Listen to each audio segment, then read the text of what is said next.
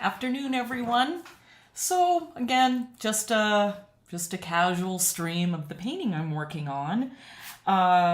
So hopefully, if you were watching yesterday, you saw that I was going to be doing the bottom part where the leaves are and some of that deep dark background. So, all right, just getting started, and let's see. I think I just showed you what it's looking like. So let me give you another look at that.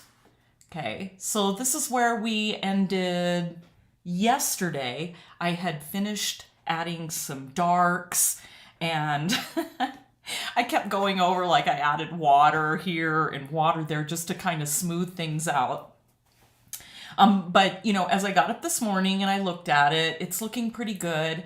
I think that there's a few things I still want to work on. I want to build some bigger highlights. I kind of broke my own rule on this. I usually try to vary everything so that there's not a whole bunch of little tiny things, but I'm going to leave it alone for now because sometimes, honestly, it is really hard to kind of get an idea of how much you're really going to be seeing of the background versus flowers. So I think what happens when you're working on the background, that's all you're seeing right now. You're not, there's nothing here. So at least this happens to me. I tend to overfocus on the background, and I'm gonna turn to the front just so I can talk here for a minute. So I like to do my backgrounds first. They're so difficult. Even if I do a background where it's just light blended washes, if I do them first and I screw them up, I can start the painting over instead of putting so much time into the foreground, the center. So that's one reason why I like to do my backgrounds first. So that being said, I sometimes tend to focus too much on what's going on in my background. So I'm just going to leave that alone. I really want to fiddle with it this morning or this afternoon. It's about noon here. But I'm not going to, because once I get that flowers, once I get those petals really put in, the last thing I want is for when anybody's looking at it to completely focus on that background. So at that upper part, I'm just going to kind of leave it alone. So, and I just see a comment that came up. Where's part 1 and 2? And also wondering, closed captioning or subtitles because I am deaf. Oh my gosh. Deborah, I'm sorry. Boy, I'm going to have to figure that out then. Closed captioning or subtitles. That is a question I have not really thought about before. If you could, if anybody knows how to do that, it's something I'm going to have to look at after this. So I apologize for that, Deborah. It's something I never even thought about. So I'm going to have to address that. So anyhow, I'm still going to go ahead and work and get the bottom of this background done the best that I can. And so this is what you're going to see me working on, this area now. So give me just a sec here. Since Deborah cannot hear, I'm going to go ahead and type something to her. So give me just a sec.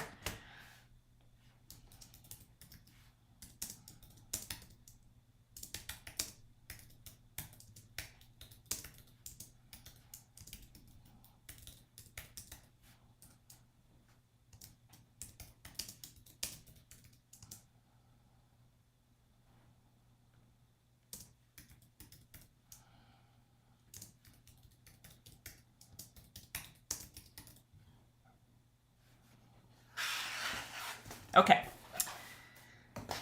let's see. Okay, here we go.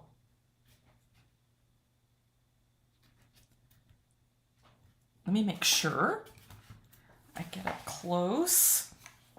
So again, I'm just starting this out, so probably hear me ramble for a few seconds till I get my bearings.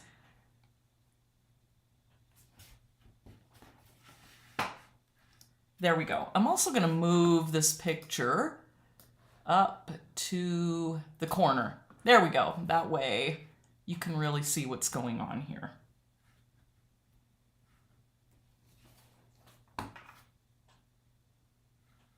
And I'm still getting some lag. I'm not sure why. Hopefully I'm going slow, so something I still need to work on. When I did the first part of this, I didn't get any lag and it was working fine. So I'm gonna have to try a few things, but you're just watching and this is a casual thing, so I'm gonna try to work on getting that fixed. Alrighty. Now, again, I think I'd said I've got my giant palette, and so it's really hard for me to actually put on the separate camera my palette. So I have to use, when I do these bigger paintings, it's just much easier for me to use a big palette so that, you know, I can build nice, juicy washes, especially for the backgrounds. So,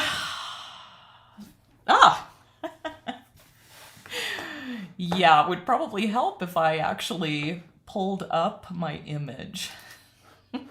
Okay, so I have something to paint from. All right.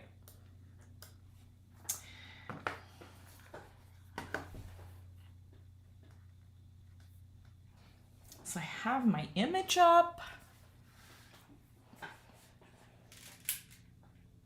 There we go, got my other light on. All right, here I go. I was gonna start out with my number 4, but here's what I think I'm gonna do. I'm gonna wet my very large Cheap Joe's Dragon's Tongue brush. And I'm gonna come in here.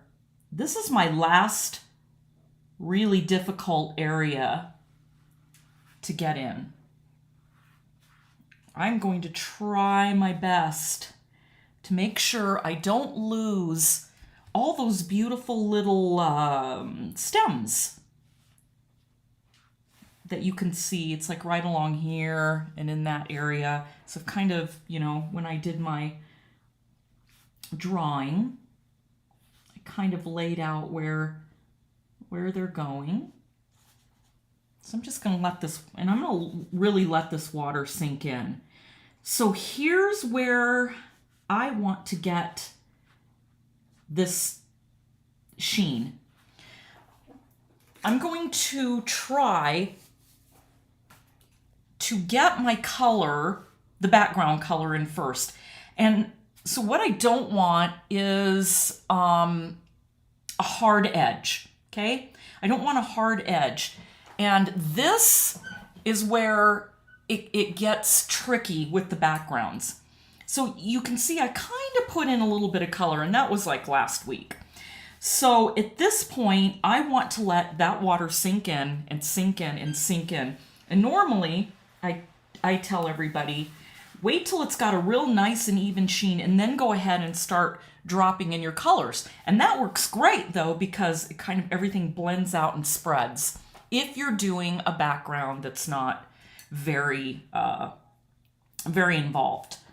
But because I have all kinds of things going on in this one, I want that water to really, really sink in. That way, the minute I put some color down, it will stay basically in the area that I put it in, and it doesn't get near those very light colors. So that's going to be the trick. So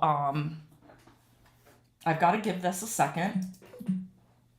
Oops, sorry about that. All right. So I'm watching, watching.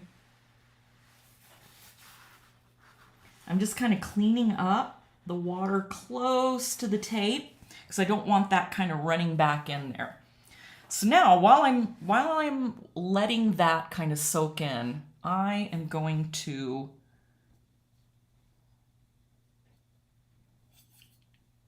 just test my colors. I'm gonna kind of want this to be thick. And this is where I'm just gonna have to kind of test.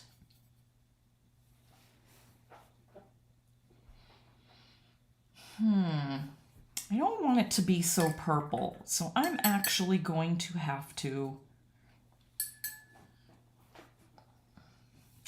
let's see, I'm gonna have to use some of my Phthalo blue over here, and a little bit, I have to get some, there we go. So you kind of made, this time I took that purple and I kind of changed it into a more of a dusky, dark, like a shadow green.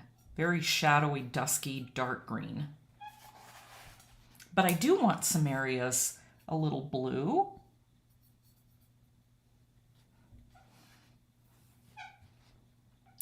And I do want to keep a little bit of that purplish area. So now I've got kind of three different areas going on. So I don't want everything to look flat. So now I'm going to look again, and the sheen's kind of disappearing. So I'm actually going to take a really small brush and I'm going to pick up some of that color. So you know the funny thing, a lot of things can happen here. I might need to have that paint a lot thicker. I might have to wait for that to get a little bit drier. So in here, I'll zoom in a little bit too. Let's zoom in a little bit more. There we go.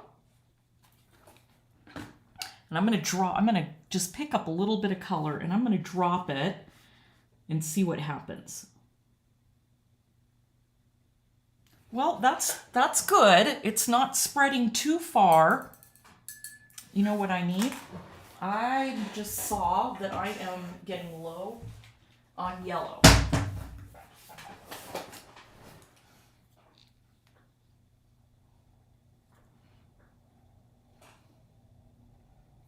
And that's okay too, because it still has to sink in a little bit.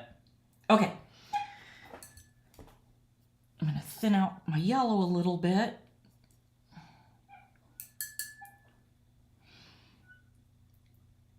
And see what happens. See, that spread pretty quick. Let me try it again with this darker. Might have to let it sink in just a little bit more.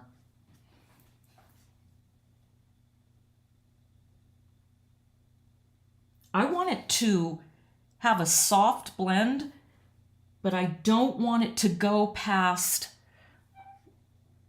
where I put the color. Let me roll my sleeve up a little bit here.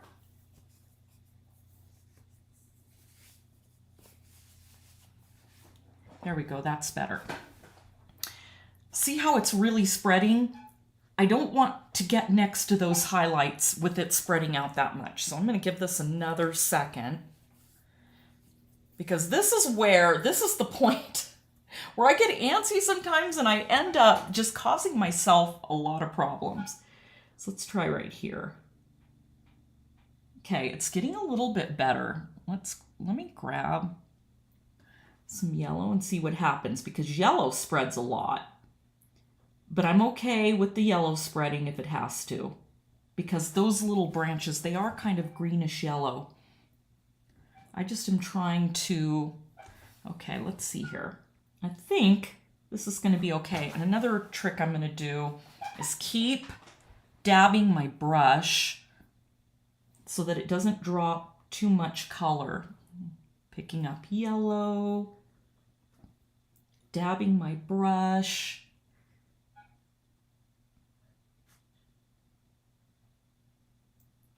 See, I'm getting some nice soft blends. Now they're kind of staying where I want them to stay.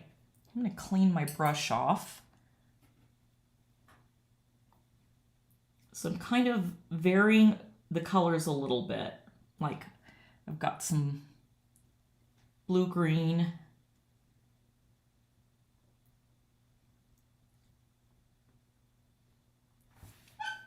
Oh, see now it's right at the perfect time. Okay. I want it to get up close, but I don't want to get too close.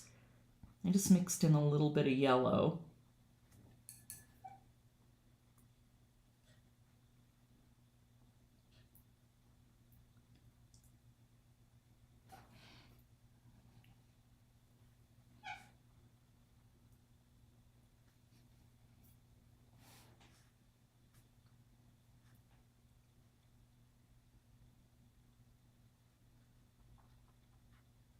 Okay.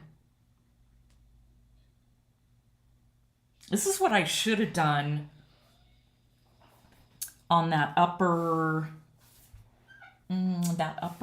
left area. Should have taken a little bit more time, and I didn't. Okay, let's try.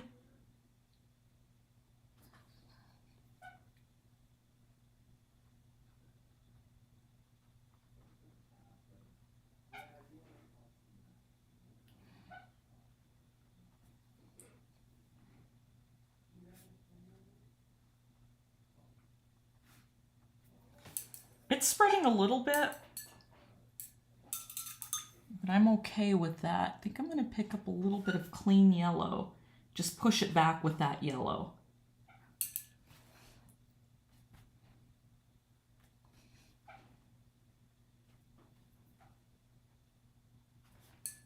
Okay.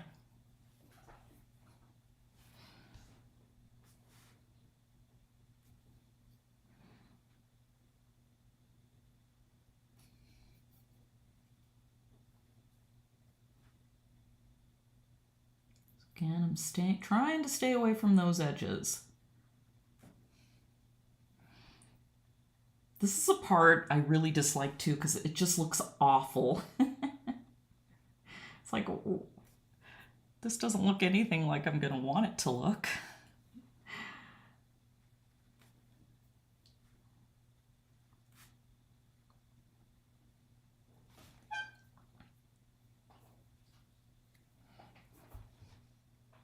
I'm mostly concerned about that. That one really is coming out, really standing forward, and so is this one. So I want to be really careful right along that edge. And I might not be able to put all these in. I might have to dry it, do it again.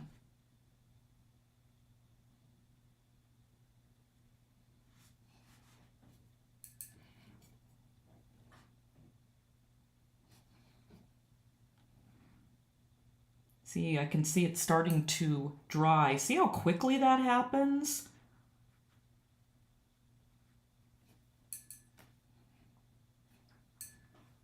Very quickly.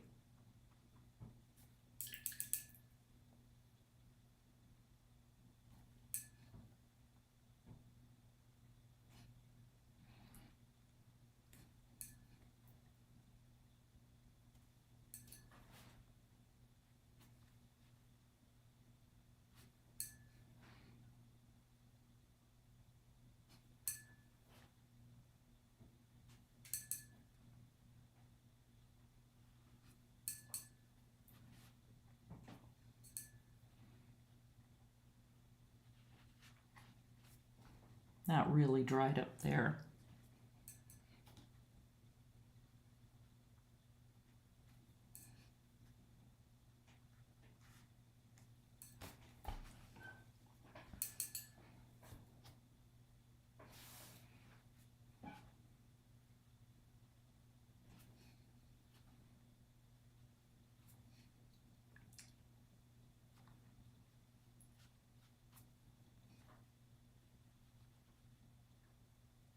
So now I'm using yellow to go in and fill all around it and soften all those edges. And this is going to be covered up because some of these areas are so dark. I just dipped my brush in water, so I don't want too much color to be in those areas, because there's a really nice highlight right there. And yes, of course I can scrub it out, but I'd rather avoid as much of it as I can, especially since I'm not happy with this sheet of paper. I'm going to switch to my number 4.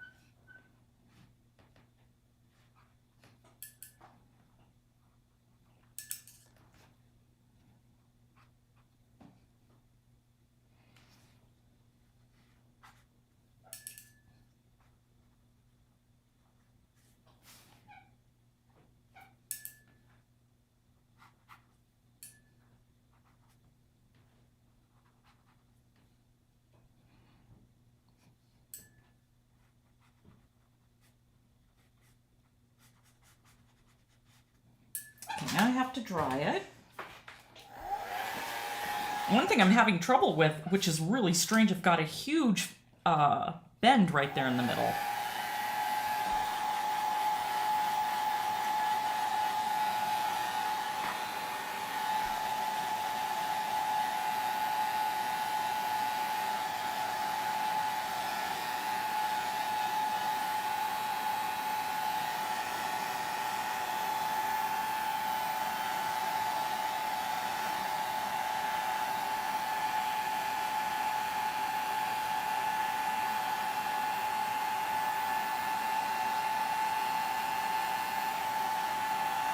So I'm reading some of the questions, and yes, hello, hi, hi everybody, I should say that.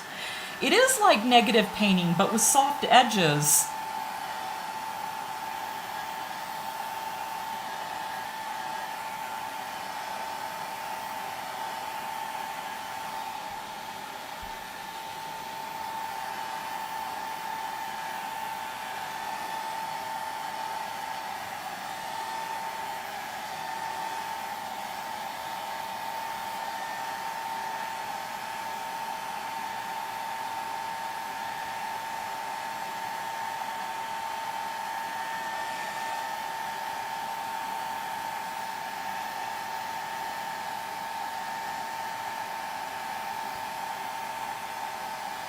Boy, there's quite the wave in there.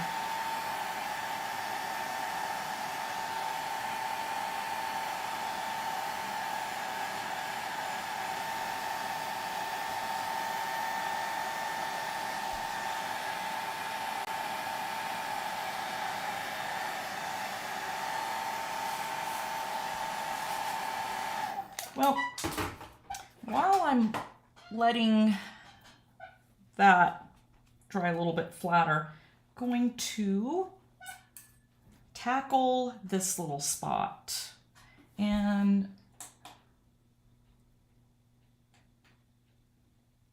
give me a sec here. Oh,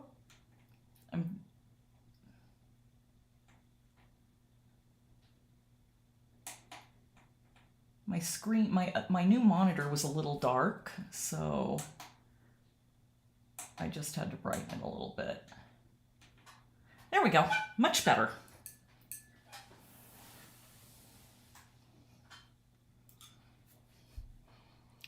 Okay, how am I going to handle this? Okay, I've already got quite a bit of dark on there, but what I'm gonna do,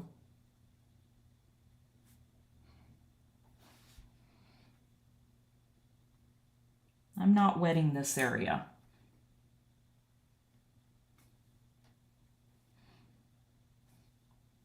Can't really say why I'm doing it this way. I just feel like it's a tiny area. So it's going to be very dark.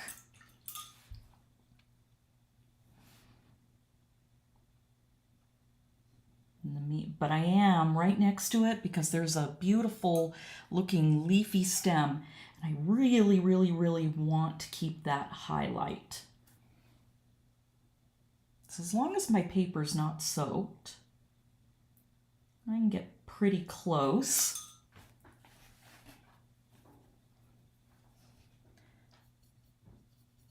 The little areas, oh my gosh, they're they're always so much easier because it's compartmentalized, like it's just a small section.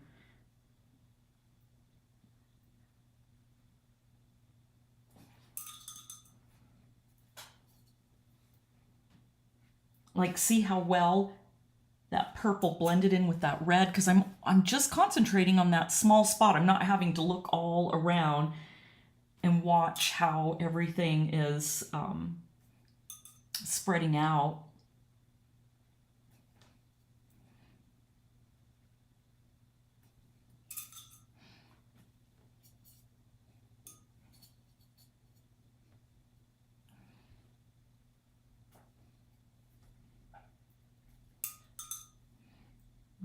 Gradually just feather that down.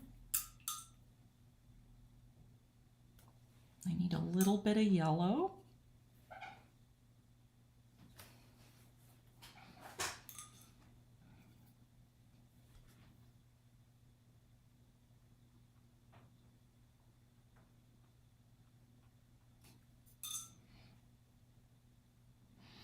The other thing that, so most of my backgrounds are kind of leafy greens, but boy, when you have complementary colors, it's, oh my gosh, it's a little scarier because you don't want them to mix and then turn brown.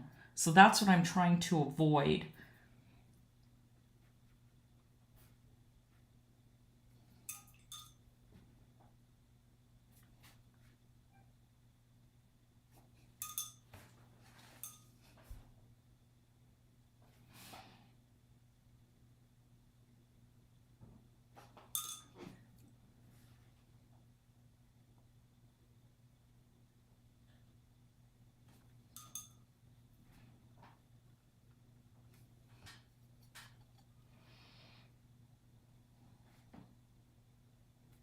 I think I need a little bit more green in that area because it's getting close to that.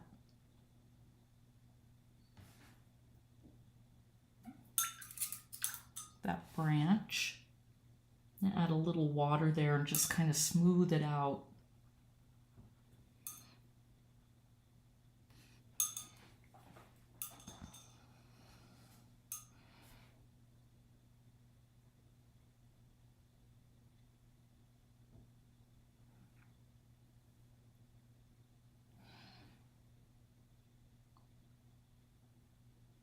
There we go. Ah, okay.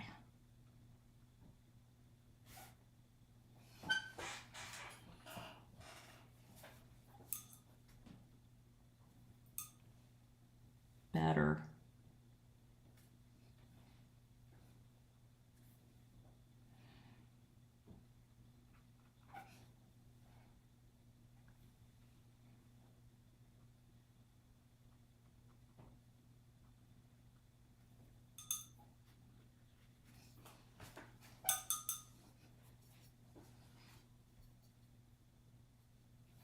I'm picking up some more of that dark, dusky purple.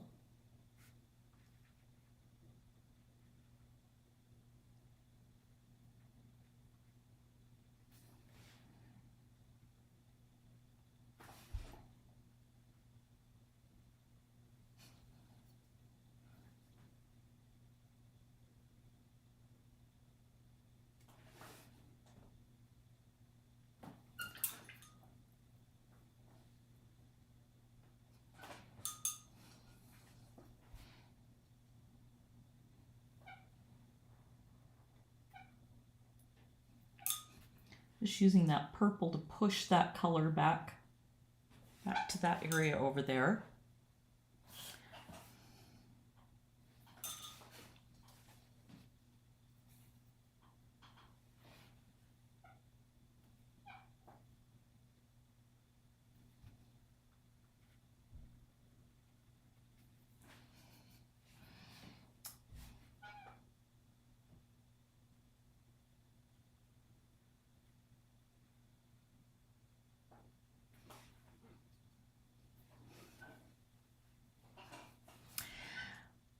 This area is working out exactly the way I want it. I don't know how, but it is.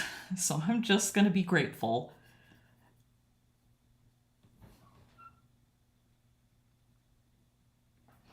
I'm going to pick up some yellow, as it needs to be a little bit darker. And you'd think, well, how's yellow going to make that darker? Because basically I'm mixing all three of those primary colors together.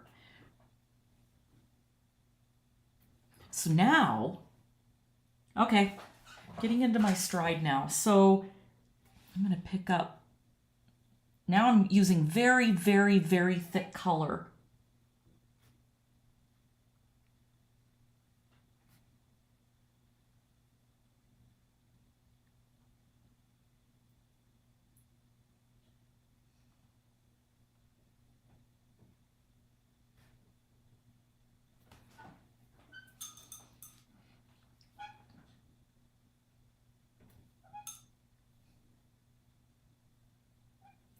I'm going to drop some yellow in there.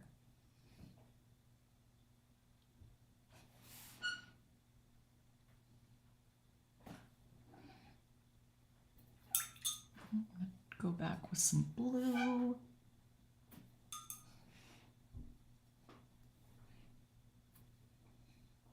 See, this paper's really soaked right now, so I have a lot of working time.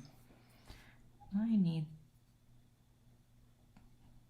a little bit of the magenta.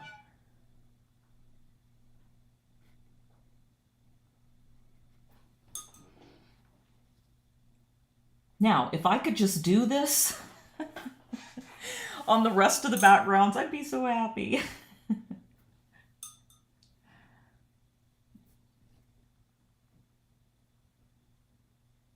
I'm just kind of moving things around with some water.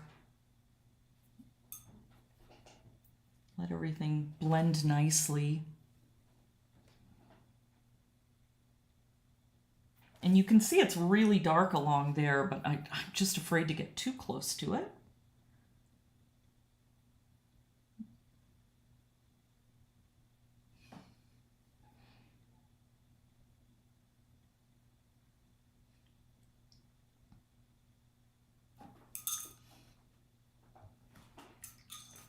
Now,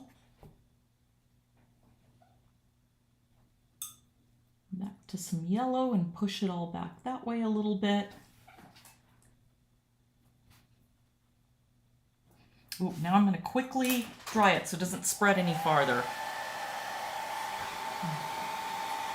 Let's see, how many hours do I paint during one day? So many people say how relaxing it is, but for me, it's so stressful and I have to take breaks a lot. You know, that's, it's kind of, it's that way for me too. It can be both. If I'm working on the flower petals,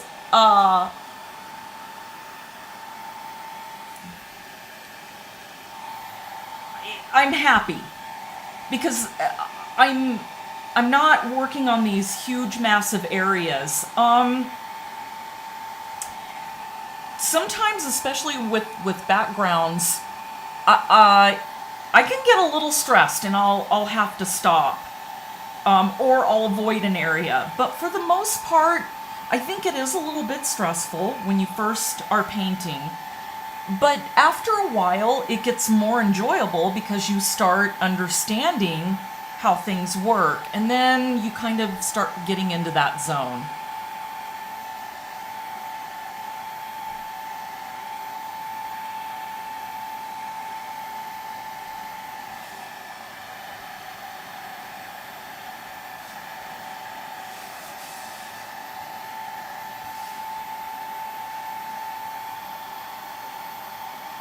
Let's back this out a little bit. It looks, I'm looking at it on the screen, it looks a lot darker there than what it really is. It's actually got nice subtle blends. But I'm still going back over that. So I'm going to zoom out a little bit.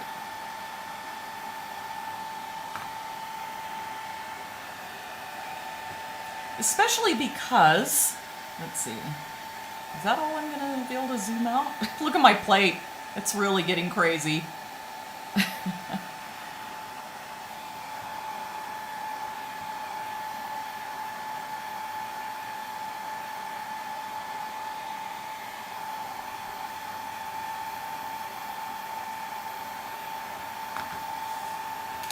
Okay, I feel like that's pretty dry. It's dry enough that I can work on it.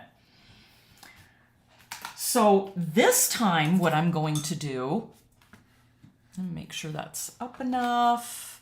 And I keep forgetting about that goofy little thing in the corner there.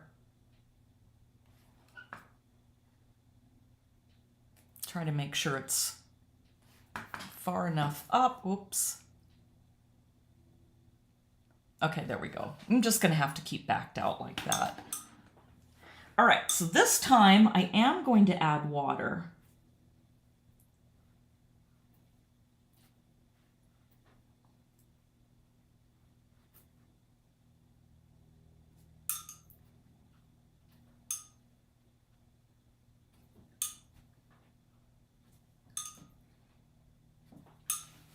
Okay, now I'm going to quickly drop in some yellow. Now this time I kind of want it to float along the top. I want it to float around and nicely blend out. I'm also going to get some more red.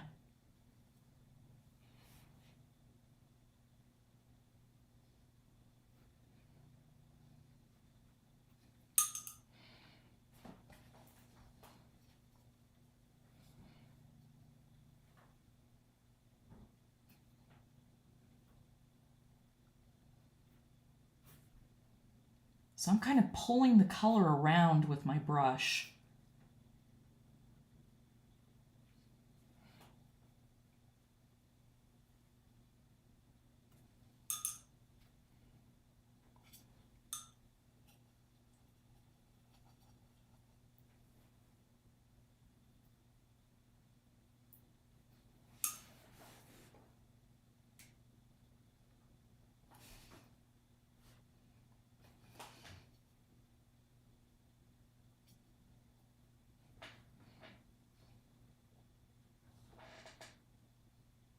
That blend is looking really nice along that edge.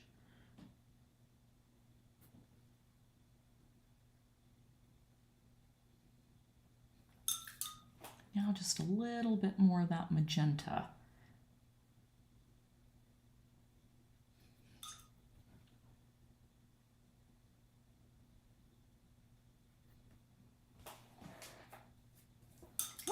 Okay, I'm going to dry it quickly again.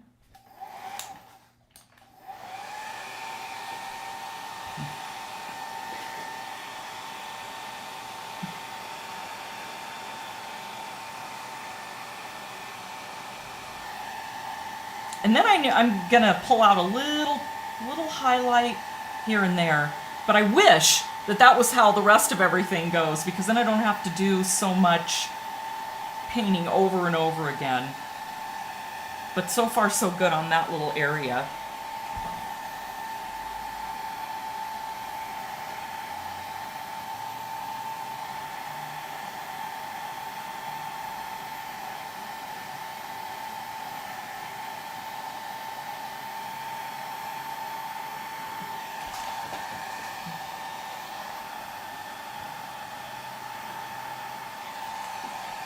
I'm gonna have to adjust the color on the screen a little bit.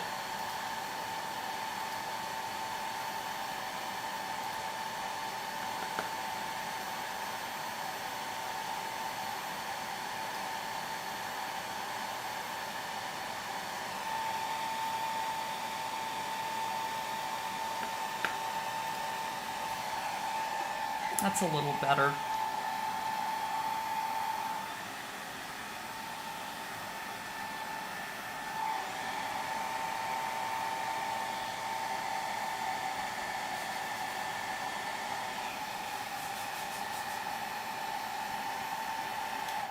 Okay, now, since this is going so well, I'm going to take Let's see. I'm gonna take my scrubber brush. Just a little tiny bit of water. Well, not a tiny bit, but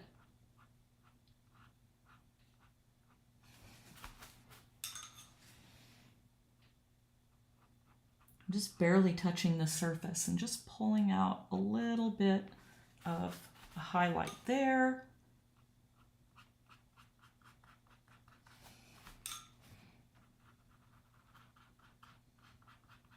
Maybe get some of that purple out of that corner.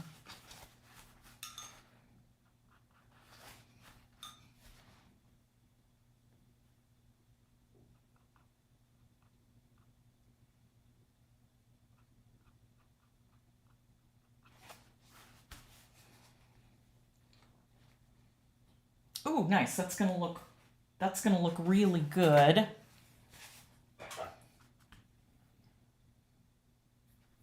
Now let's see. Let me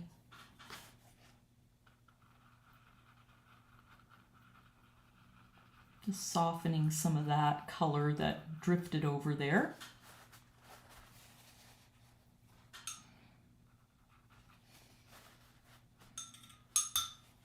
And I have to go change my water. I'm using so many dark colors.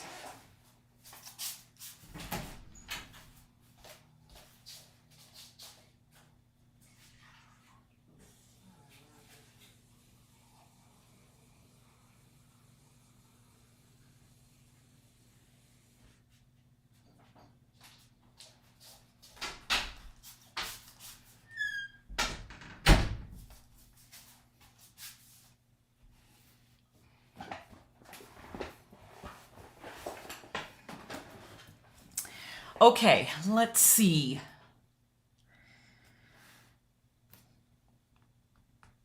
I'm gonna let that dry. I don't want to keep just sitting here with a hairdryer, but trust me, a lot of times with backgrounds, that's what you're doing a lot. Okay, so I'm gonna address this little area right here. So let me zoom into it. So I'm kind of skipping around a little bit because I'm making sure everything's going to be completely dry before I move on to another area. And again, ignore the fact that that looks terrible. Just going to ignore that. And do I need to make myself a clean area? I do. My palette's just crazy looking, so I'm going to make myself kind of a clean area. That's what I like about Corelle dishes. Super cheap.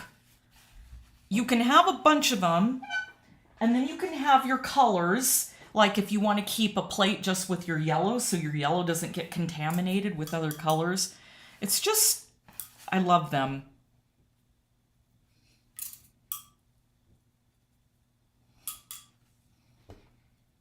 You know, those palettes with the wells, they just, you know, there's no way to get the color out of the well, so you're just polluting it with all your other colors, and then everything just really starts looking muddied. Of course, you know, you've all heard me rant about palettes. Okay.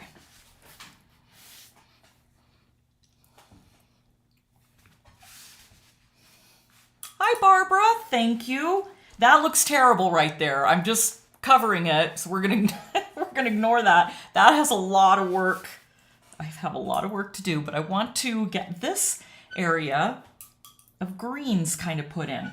So I think, again, what I'm gonna do is, okay, I'm gonna wet it.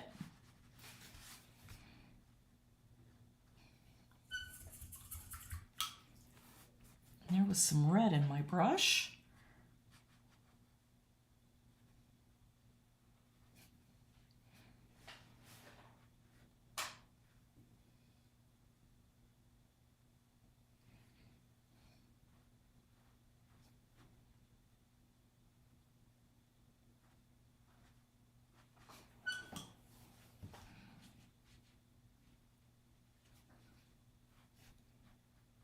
Oh, I know I've said it before, back, it's so, you know, there's always this point on a background where pretty soon, as you get those top colors on, you can breathe a sigh of relief because you're trying to make sure that, you know, you've got these blends, but they're not too much, or you don't have too many sharp edges, and it can be a little stressful. But I'm always bound and determined to get my background done before I start on those petals. And then I can always go back if I think there's something that needs to be adjusted.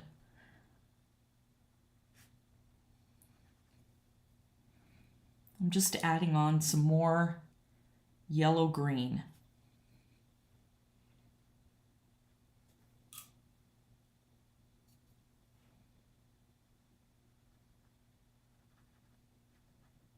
And then you're always having to adjust values.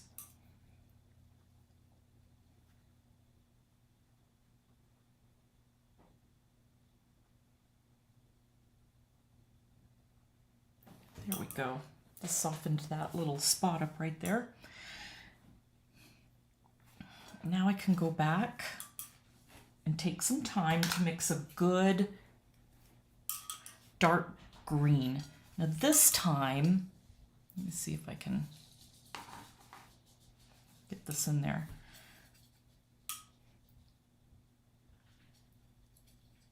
This time I want a dark green that isn't too dull, has plenty of yellow, but it's a darker value. If I added red in that, it would be super dark, but I think it would be too much for that area. We'll see.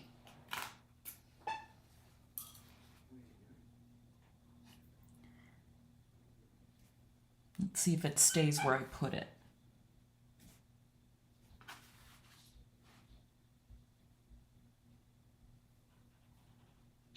Kind of roaming around with my brush, and wherever I lift that little, you know, drop of paint, right on the tip is where it's going to hopefully stay, but it did spread a little bit.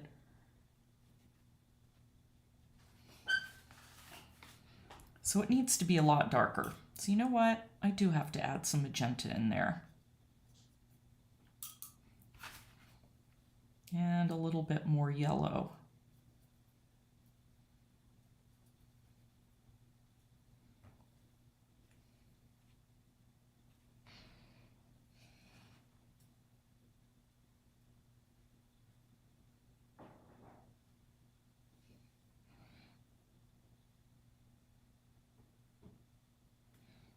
And yellow.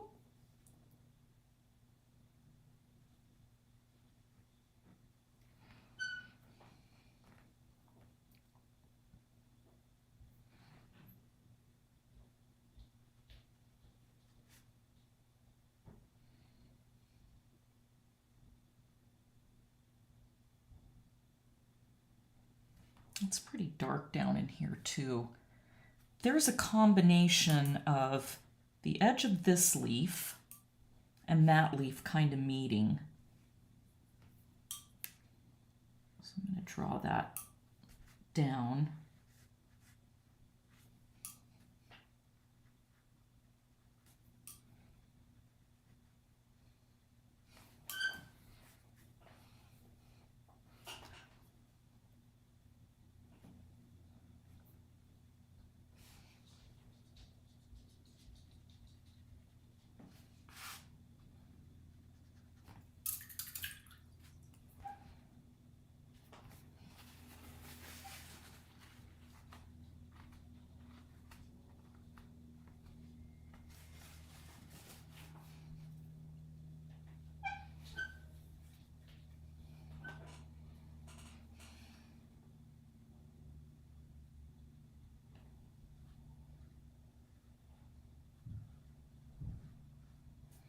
Need some more yellow.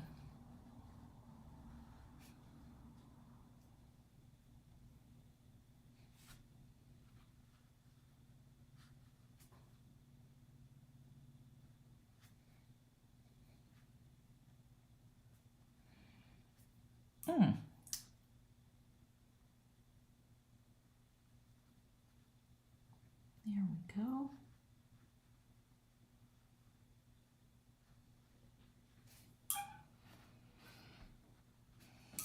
Let's soften that up.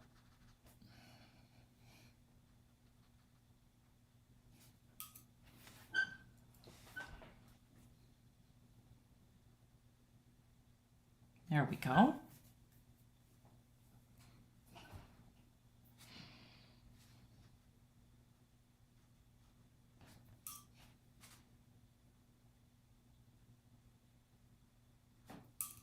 See, now it's going to be a little bit hard for me to judge this value till I get that those super dark colors right in there.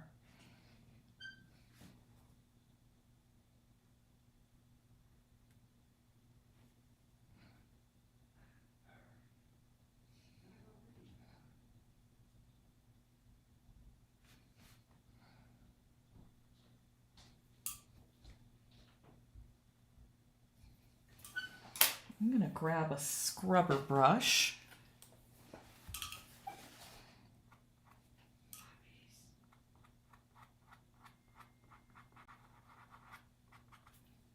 While everything is wet.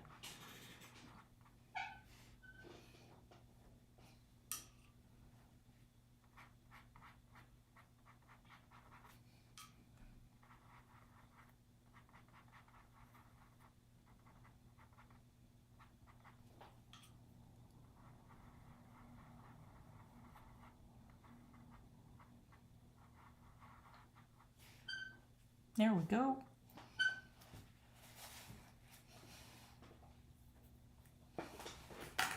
I'm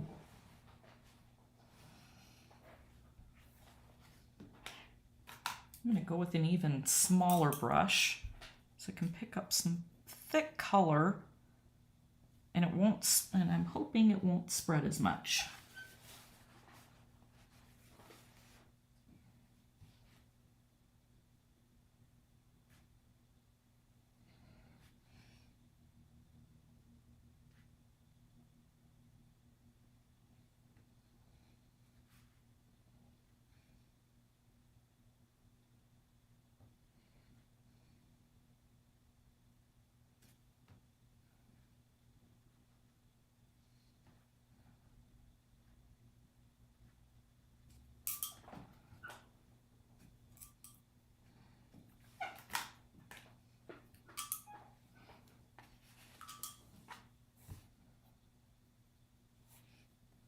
Just getting some clean yellow.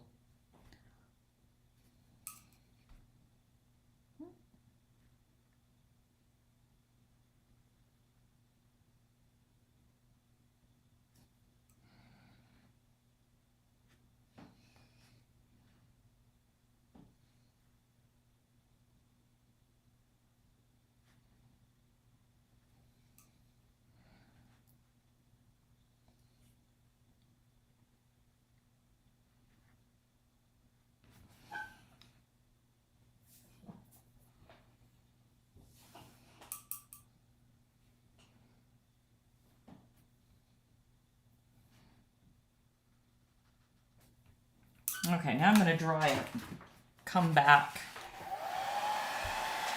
and paint it in dry.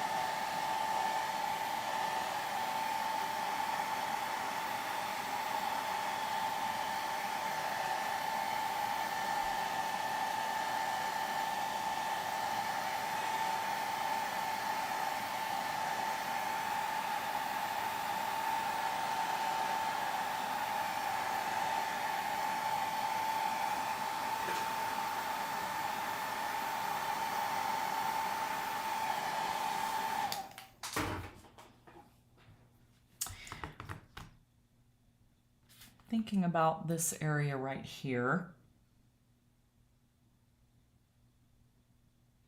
Trying to figure out where I'm at. You all are probably thinking, that's going to take her a year to get that finished.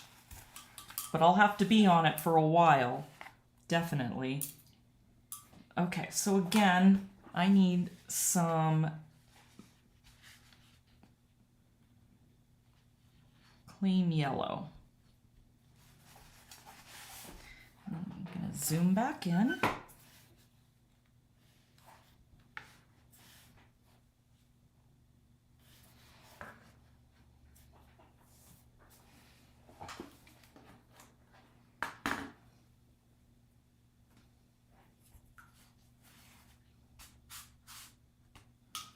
That feels pretty flat there. I'm going to grab my cheap Joe brush, my dragon's tongue.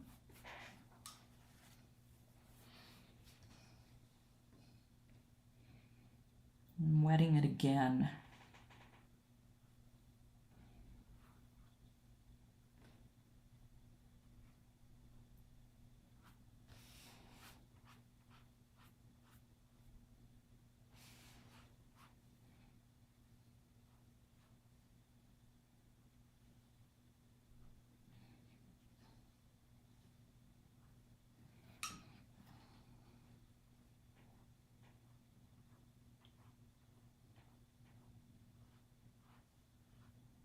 Okay, I think that's enough.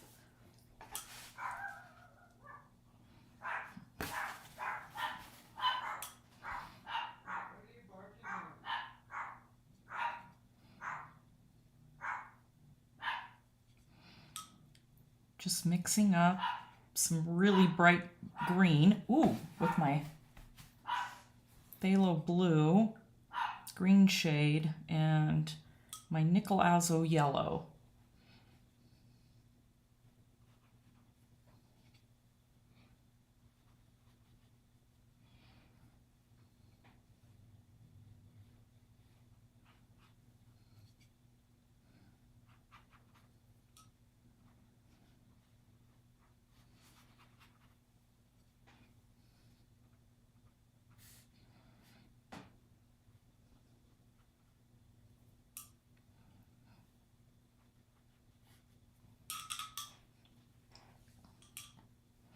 And now some phthalo blue mixed with the Quinacridone Magenta, so I can make a dusty blue.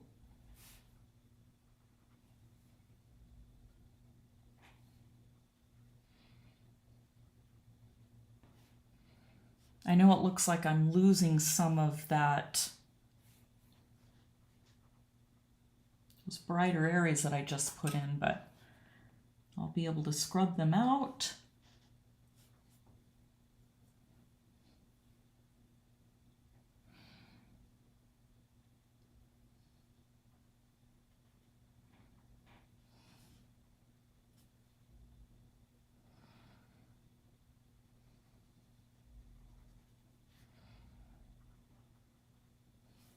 That's the area I want to kind of stay away from. And right over in here.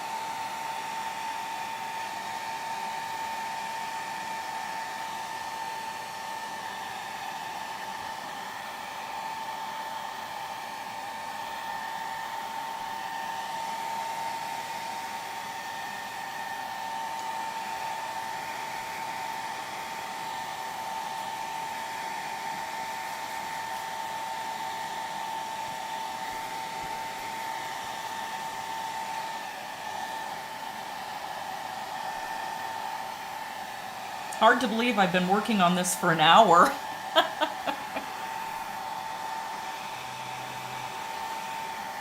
But you just have to have patience and it's all going to come together.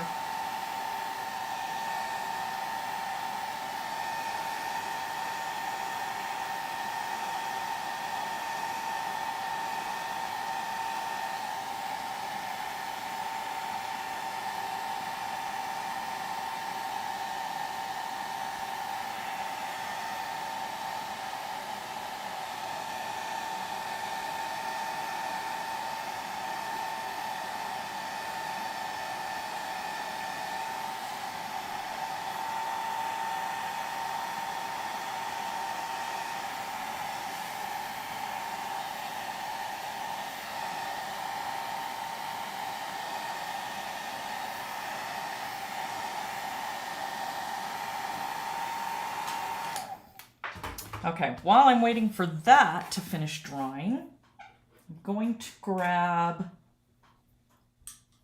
I think this is a number 6. It's worn off. I'm pretty sure this is a number 6. And I'm going to pick up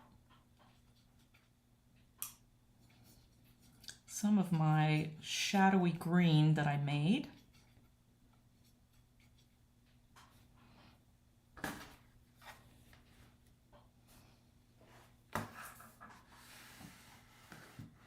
There we go.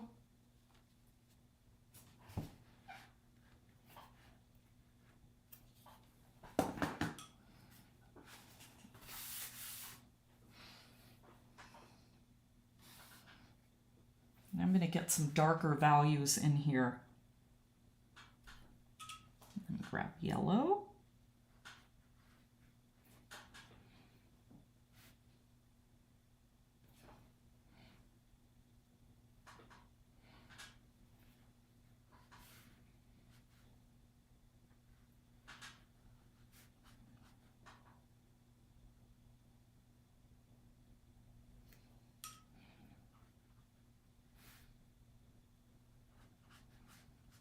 Remember, I'm kind of at this point, I'm still just kind of blocking in color.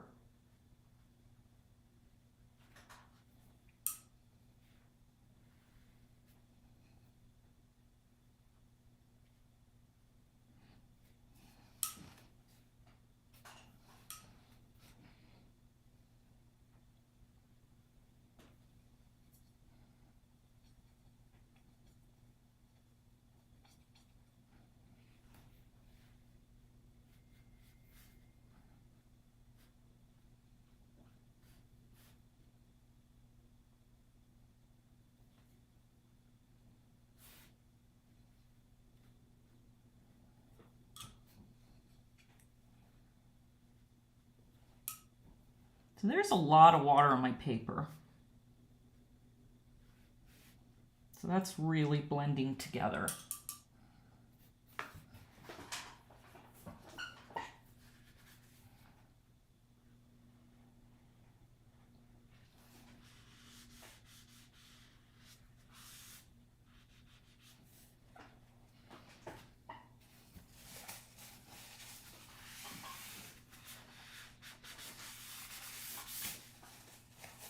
I like to keep my edges clean too.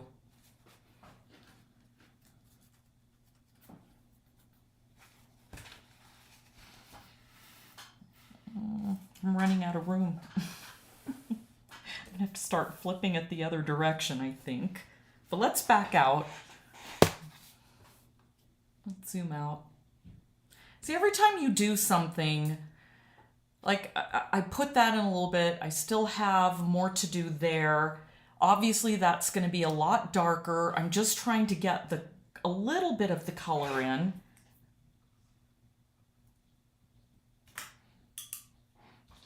And then darken the value.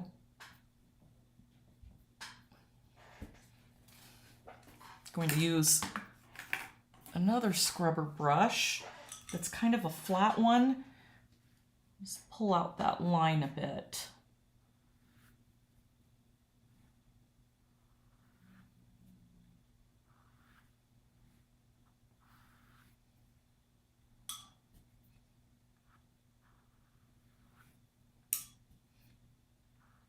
Make sure they stay really smooth.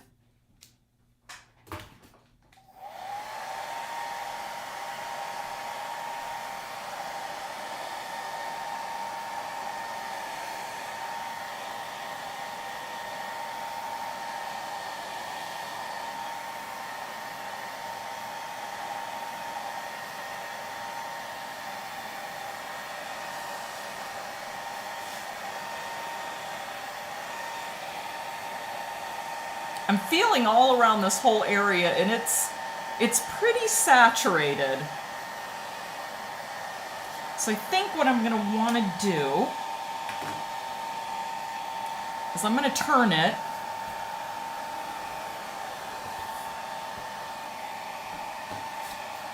And let those colors kind of sink in and dry.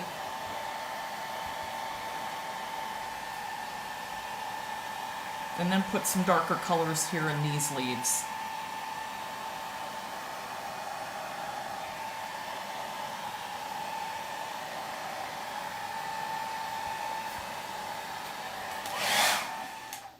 All right.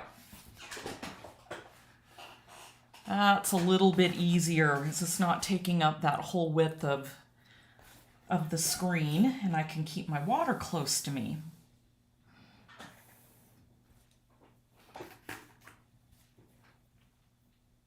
Oh, and I'm going to turn my image. There we go. And I need clean water again.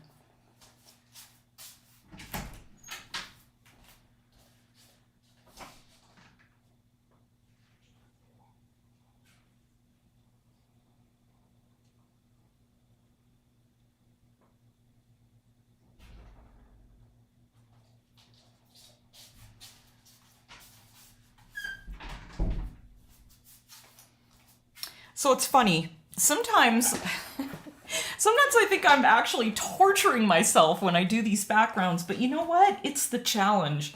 That's what I love. I think if I just, just painted just petals or just still lifes, I just feel like these type of areas are just challenging, and it's like I layer after layer after layer, and pretty soon I say, it's coming together. I can finally see it. It's getting there, just like those upper areas. That took a long time. But you look at the edge, and it's just like, I can just, keep looking at it. I mean, it really came together up here. So when you compare this to this, you can see how that has a long, long way to go. But it will get to this point. It'll get there. Just have to keep working and working and working and building up those values just a little bit at a time. That being said, I think that this is one reason why people give up. I mean, if somebody was just starting, did what I just did on those back areas and taking an hour, I think a lot of people just go, I can't get this. I'm just going to quit.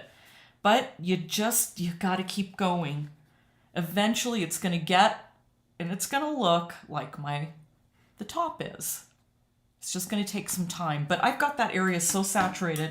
We could sit here for 15 minutes while I dry that, or I can move on to a different area.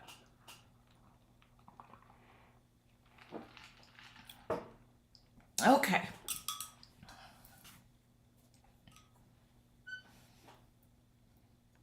So I need some yellow. I'm going to move this so I can see it a little bit better. I'm just going to start out with yellow. It's just going to be dry.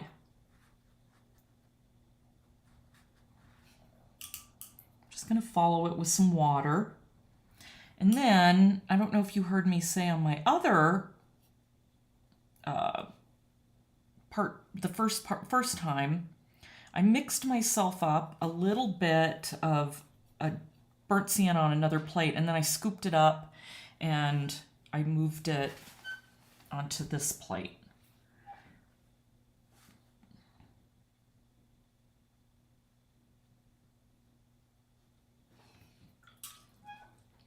Actually, I'm going to go with a nice pointy small brush.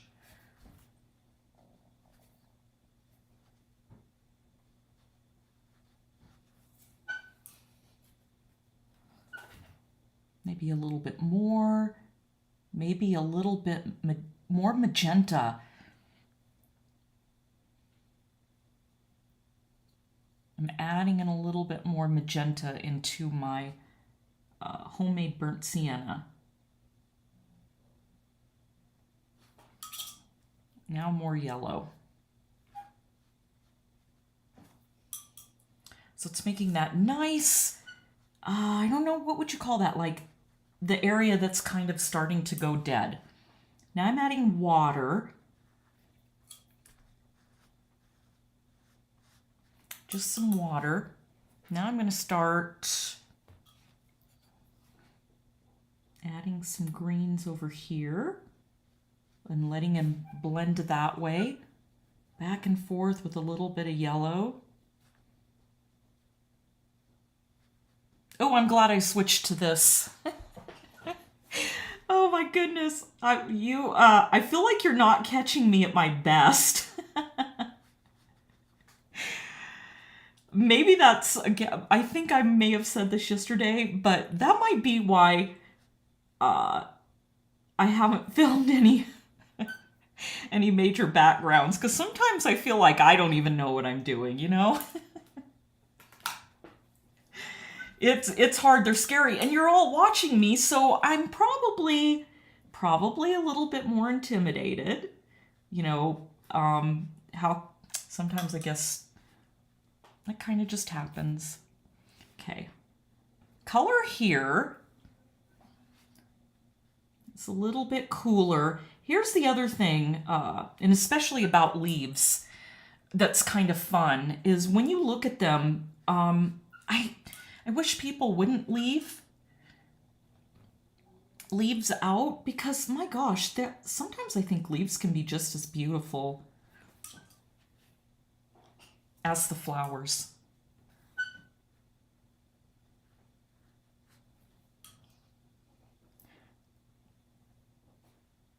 Oh, you know what? Let's add a little bit more burnt sienna and yellow. We need to pull that down more.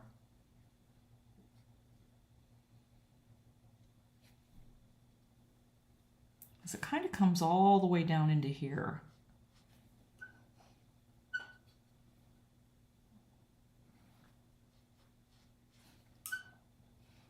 So hopefully you can see what I mean about, this is a defined area. Like it's not, you know, 10 inches by 10 inches. So it's a little bit easier to build up values when I'm not so overwhelmed with a giant area.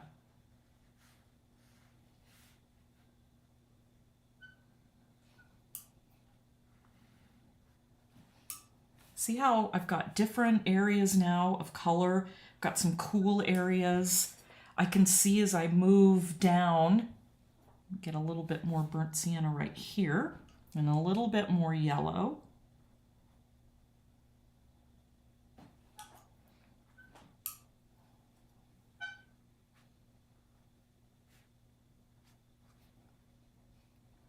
Now I'm coming into a darker area.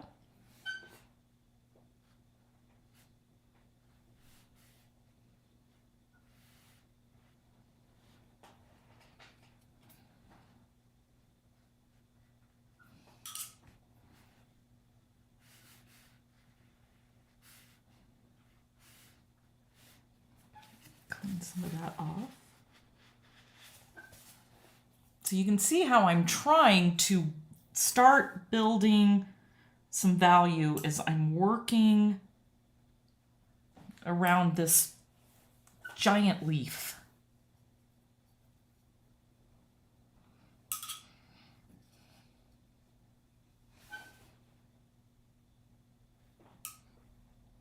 Mix in some more yellow.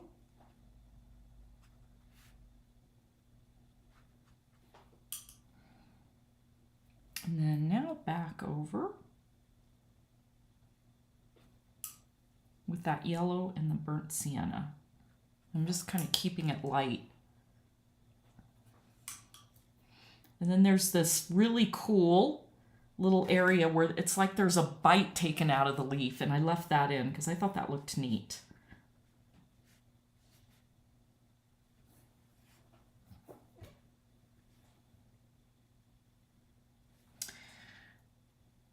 Let's see. Okay, I'm going to pick up a smaller brush. Now, most people right here would think, well, why wouldn't you want a bigger brush?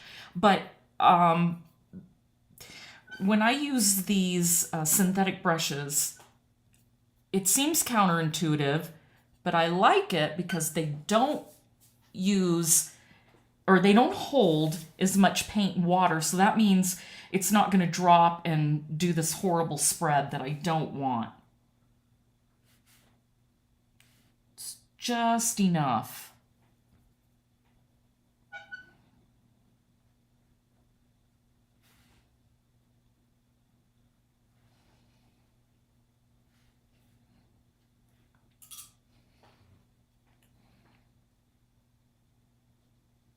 And I know my paper's still wet enough. My green is moving over into my burnt sienna. I need to make a dam on my on my palette, a little mini dam.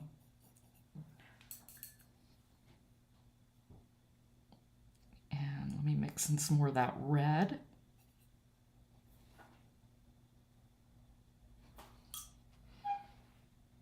And more of the yellow. Now I'm back to that bigger brush. There we go. Whew, now that I'm off that background, I feel like I'm getting into a groove now. I'm kind of in my comfort zone. I know, it's hard to believe. I mean, if you've seen any of my backgrounds, you'd think, how could she say that? But oh my goodness. This one is really stressing me out a little bit. So I still have plenty of working time on this, as long as I just keep going over it, and I don't let any one area dry. Okay, now back with that darker color.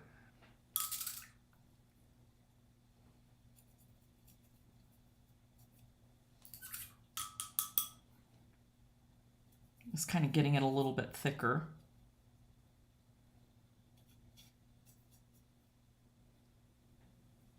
And even when I do my dark areas, I try to think to myself, you know, is it a cool green? Is this a warm green? I might have to build this up a little bit with a couple of layers. Boy, now you can really tell that water's really sinking in. My paper's actually starting to bend a little bit.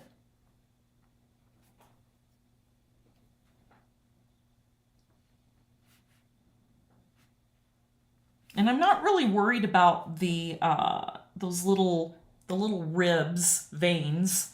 I'll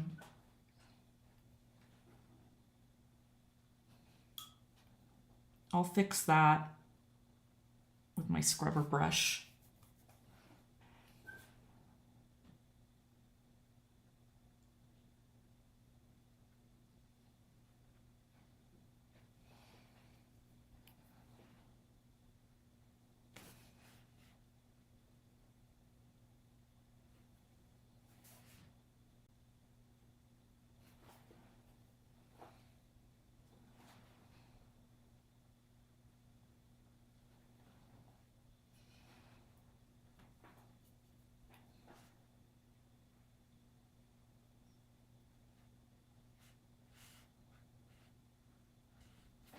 Okay. I'm going to get a bigger brush again.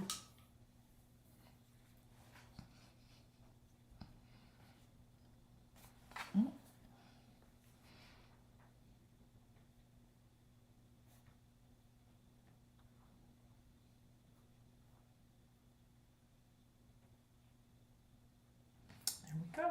And dry that.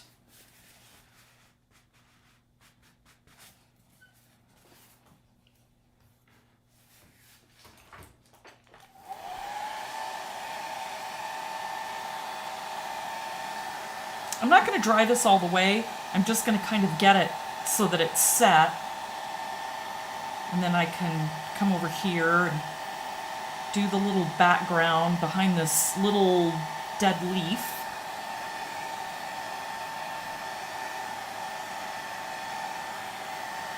I'm just going to dry it until the sheen kind of disappears.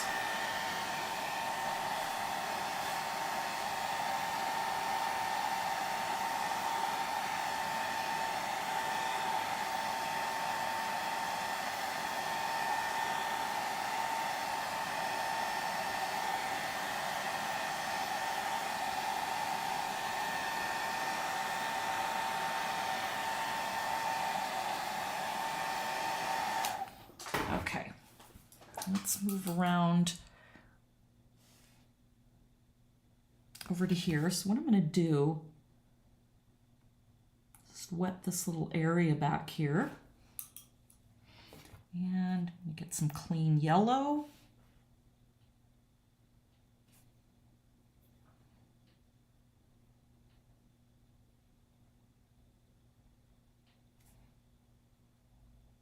One thing I love about Nickle yellow is when it's really thick, it's a lot darker in value and not too many. Oh, let me zoom in. There we go. It's like it has two tones. When it's watery, it's just a beautiful golden, sunny, almost like, you know, Orlin, except for light fast and permanent. And then the thicker it is, it changes into almost like a quinacridone gold, which I love. See, this is why I like doing the background areas that are really tiny. See, now I can just go in and pick up a tiny amount of that burnt sienna that I made. Right along the edge, just drop some in.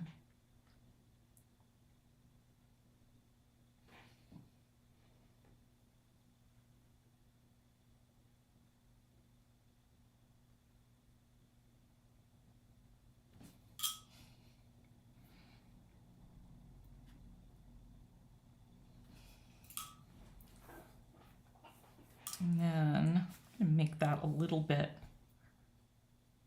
darker, and I'm adding in some of the burnt sienna to kind of join those two areas. Can you see how it just looked really weird? It looked like it kind of stopped, but now that I'm darkening this area with my burnt sienna from my 3 colors that I'm using. Oh, I need a little bit more water. So I'm just dropping some in there, and now I just wrecked that edge. So now I have to create a new edge. There we go. So now it looks like it's transitioning, and now I just need to pull that down a little bit.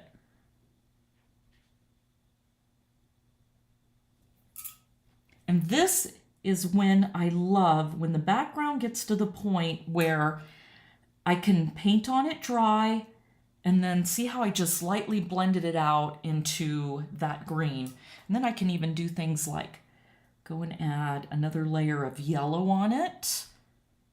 And I can change that a little bit, just like I changed that little part and made it a little bit redder and a little bit warmer, the shadow. So now it's really, really standing out right there. So I'm really happy with that, how that looks. And I got a beautiful blend right in there. So that's perfect. So I can see that, what did I I got something on there. Oh well, I'm going to go ahead and go behind it and do that little shadow behind it. I'm going to try to stay away from that edge. I'm going to try. Okay, same thing. I'm going to grab a lot of yellow. See, isn't that great? It's so nice and sunny. It's nice and sunny there, yet look at how beautiful and dark it gets. So that, to me, is the secret of Nickel yellow. Not only is it the most transparent of all the yellows, it is so transparent, it stains the paper, and it builds its own dark value so that you don't have to try to add another color in it and then maybe accidentally make it too dull. So I love that yellow.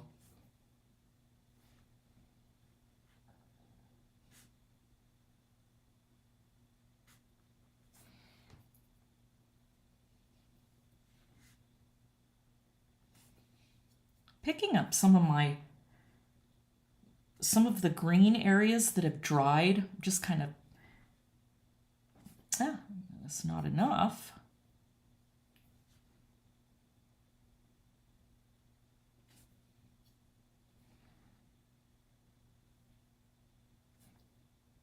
And I still need a lot of yellow.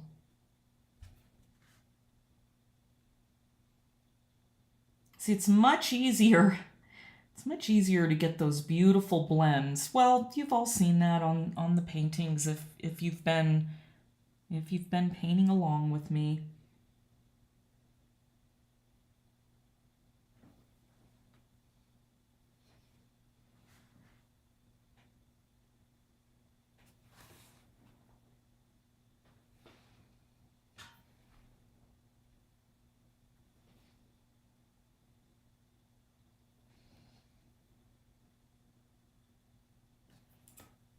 Now for some thick yellow again.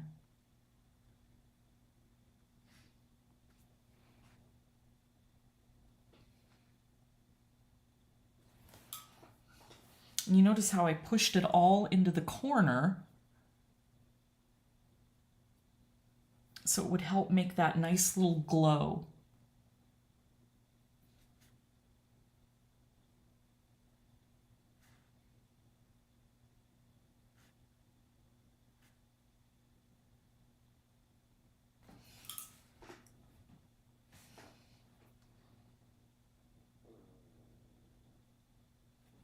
Now some more yellow.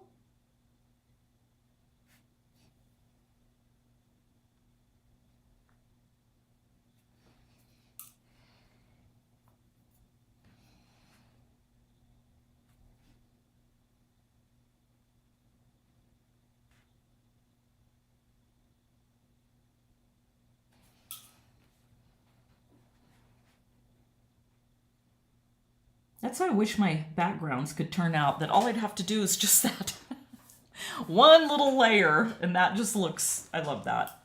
The only thing I might do is just darken that part just a little bit.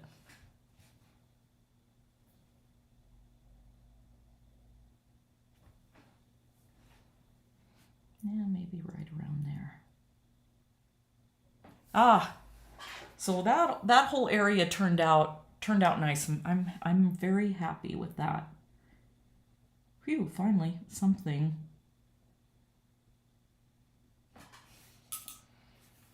And now I'm gonna get that little spot.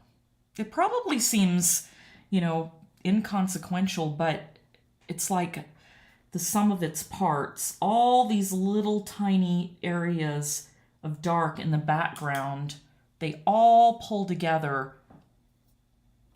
Your eyes get drawn to those darks against the lights.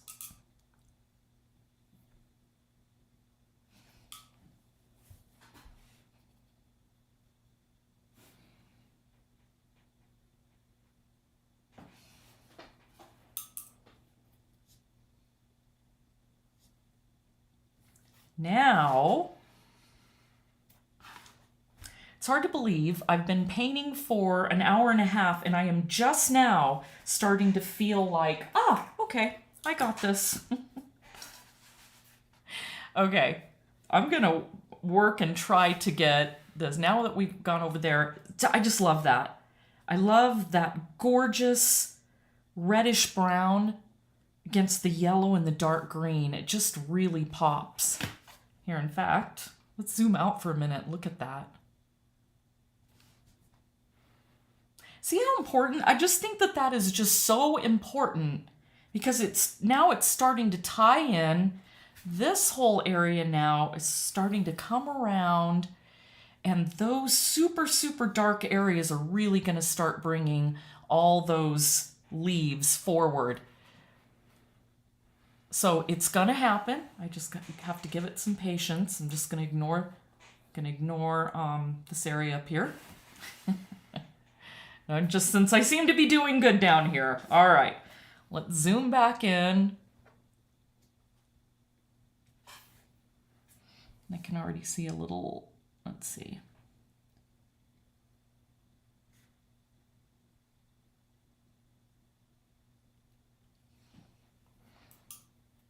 And a little bit more up the top. I just noticed as it was drying,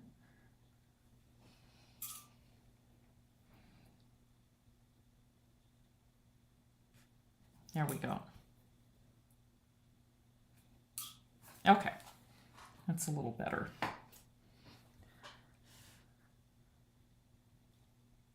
And okay, I'm going to do the same thing here. It kind of stopped. I was working on this last night.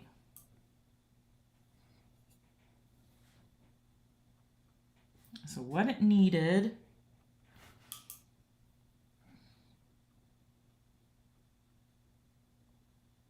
was a little bit of burnt sienna, and it needs some yellow.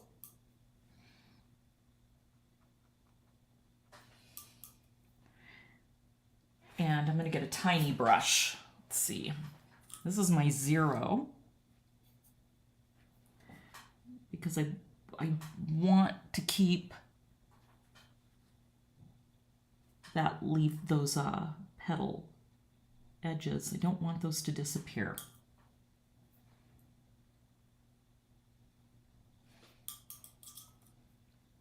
And it's just going to fade right into that gorgeous burnt sienna. In fact, I'm going to drop in even a little bit more. Lovely. Nope, back to my number 0. And yellow. And some of that green.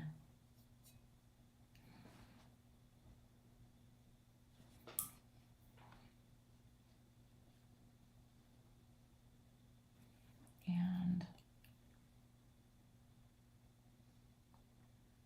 see how nice and deep that color got. And let's see.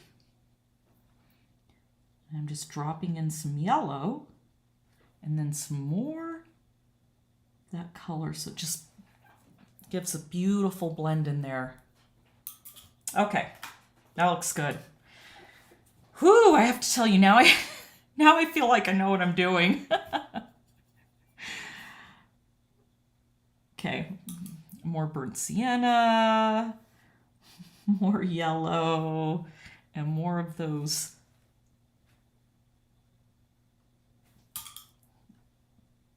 background colors that are starting to get dry now that I've been painting with them for a little bit.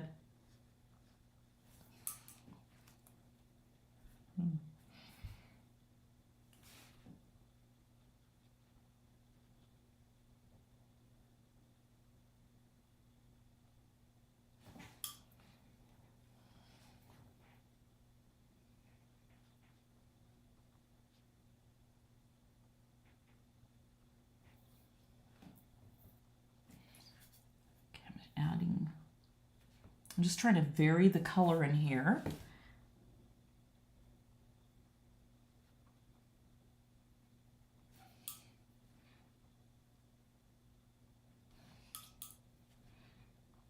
now I'm going to have to go back.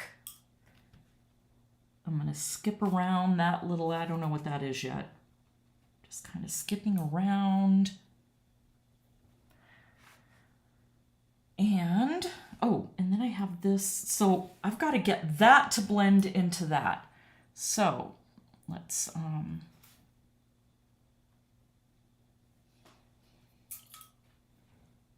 just threw some burnt sienna on there. And I'm just kind of hitting it with my brush a little bit and the yellow.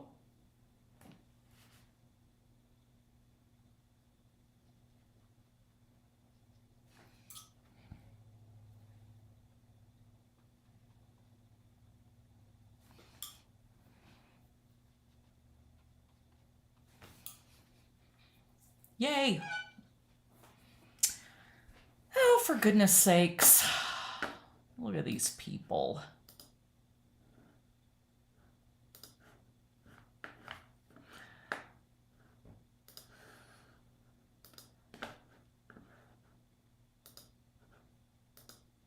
Just give me a sec.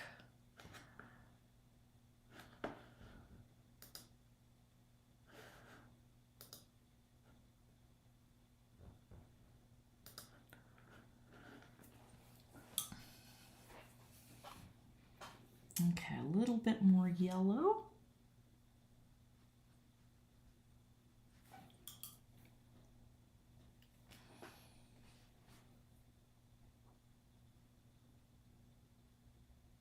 So everything that you've been seeing me do is what I'm trying to do in that one background area, and I'm just really struggling with it.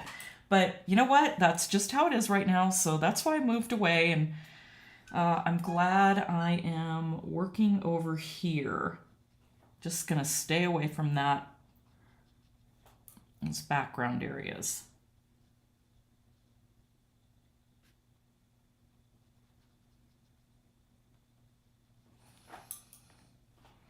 And same thing here.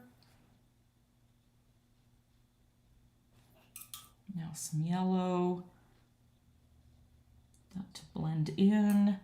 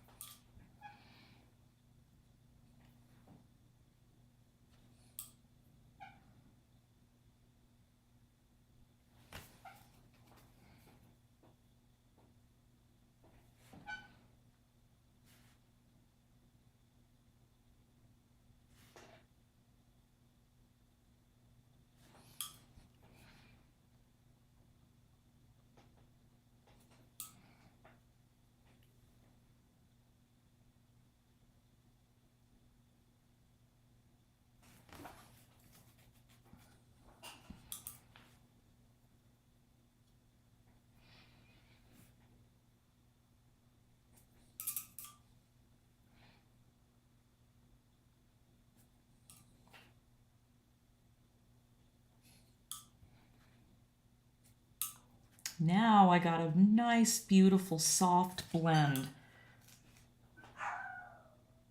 I lucked out there.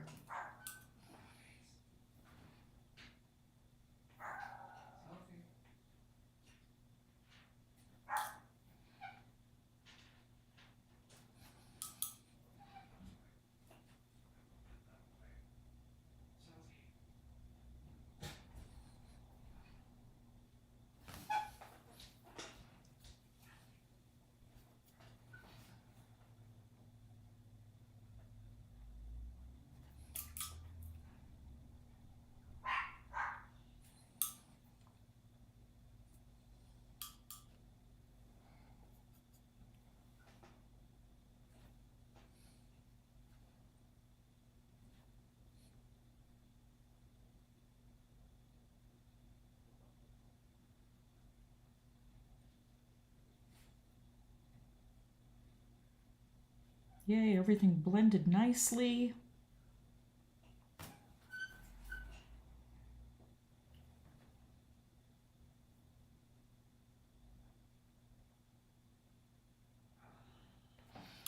I'm gonna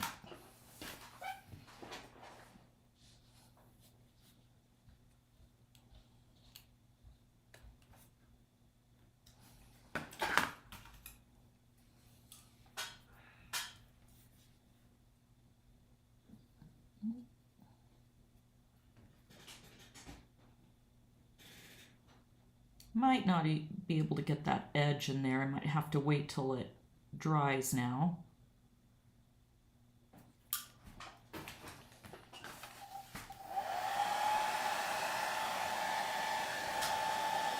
So wow, you can really see now how just putting in all those little areas made a huge difference.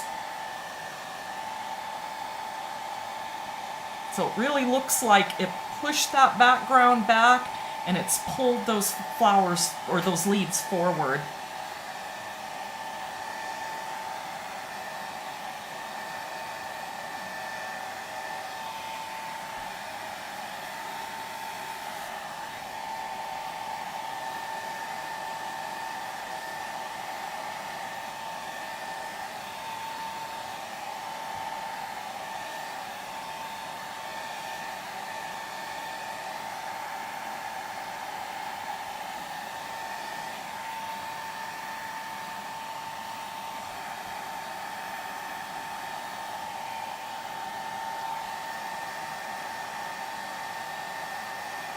Okay, now that that's getting dry, it's not going to hurt me if I go ahead and I'm going to go back to my thick brush, my dragon's tongue, and let's see, let's zoom back in. Oops, other way. Okay.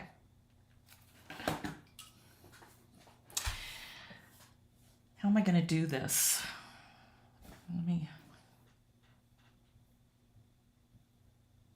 Okay. Here's what I'm going to do. Yeah, I'm going to get some clean water is what I'm going to do.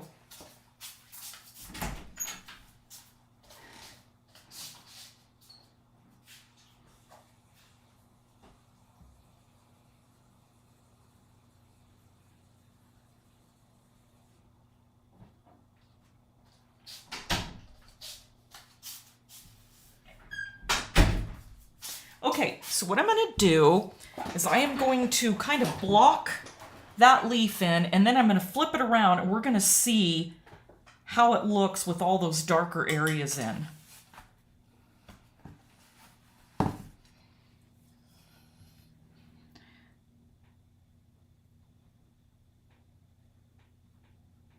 I'm just kind of wetting this upper part. I'm not so worried about the lower part.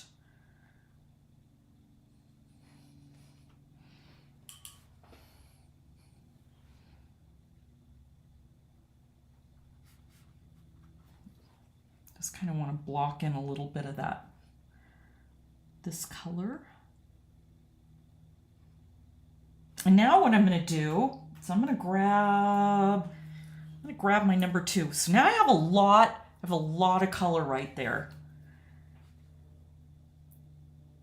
Just gonna hit that edge and soften it a little bit. And it just softened that edge right up.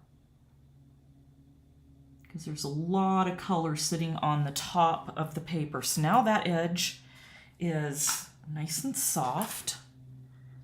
And let's see.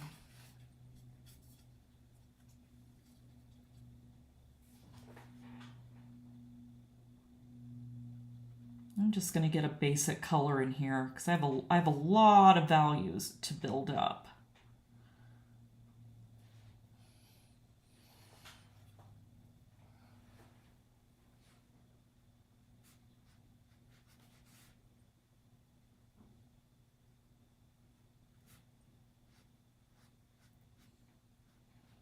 So I'm keeping my brush going that direction so I can keep the darker color down at the bottom.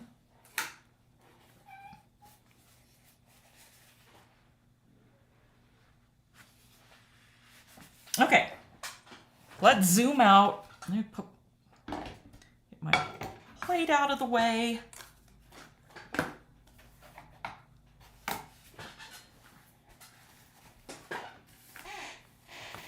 Let's see how this looks.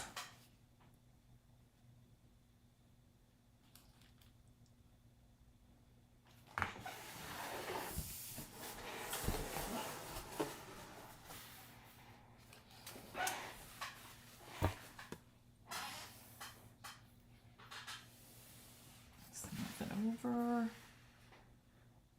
Oh, I forgot to turn my... Oh, no. My flower's where it should be. My image. Just let me flip or scoot that out of the way a little bit. Can I zoom out anymore? Okay. Well, we already know what my top looks like. We know that that's looking good up there. But now, look at how vibrant those colors are starting to become. I have beautiful, beautiful blends right in there. I want to, again, kind of define some of those areas, but that part worked out just perfect. And I'm going to have this gorgeous, gorgeous light area going on. And then I'll be working in all the little green. There's going to be like these beautiful sparkly reflections in there. And of course, then I've got that reflection right there. And then, of course, darkening. And then I'll be adding in the little veins. And this, I feel like now, is matching up into there. I just need to fix that little area right there and darken it. But so far, so good. That little spot of yellow right there is going to look awesome once I get those yellow-green leaves, or the purple and yellow, and those green and red leaves. Then you're really going to see all this start to come out. But you can see how nice and soft those blends look on that. This is the only area I got to really work at. But I like, though, that we've got this in there. So now, it's kind of hard to see because it's big, but so I've got a little spot over here matching some stuff in here. So everywhere that you see darks, there's going to be harmony everywhere. Yes, this area is going to take a lot of work, but it's coming together. So I think I'm going to flip it back over. Zoom back in, and I'm going to fix that little spot right there.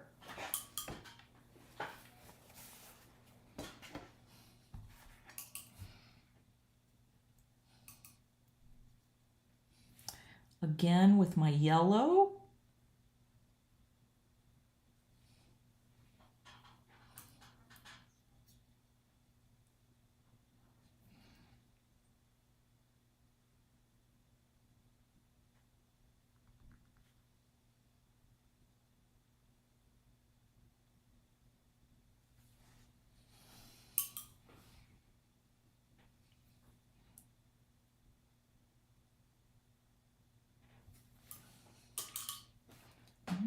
bit more yellow.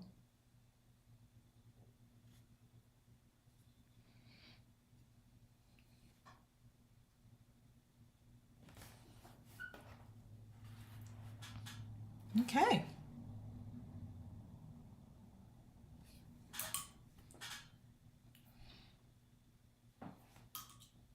There, now I feel like we've got a flow going on. It's coming over. This is a little bit redder. Actually needs a little bit more. There we go. So now the background is looking harmonious and it's looking good. So now I'm going to come over here.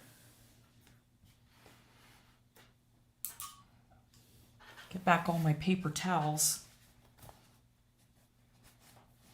I feel like I'm destroying a small forest with all the paper towels I'm using. Okay, let's look and see a question. Jeannie, I'm worried that when I try to paint my own things that I won't know how to pick which colors to use.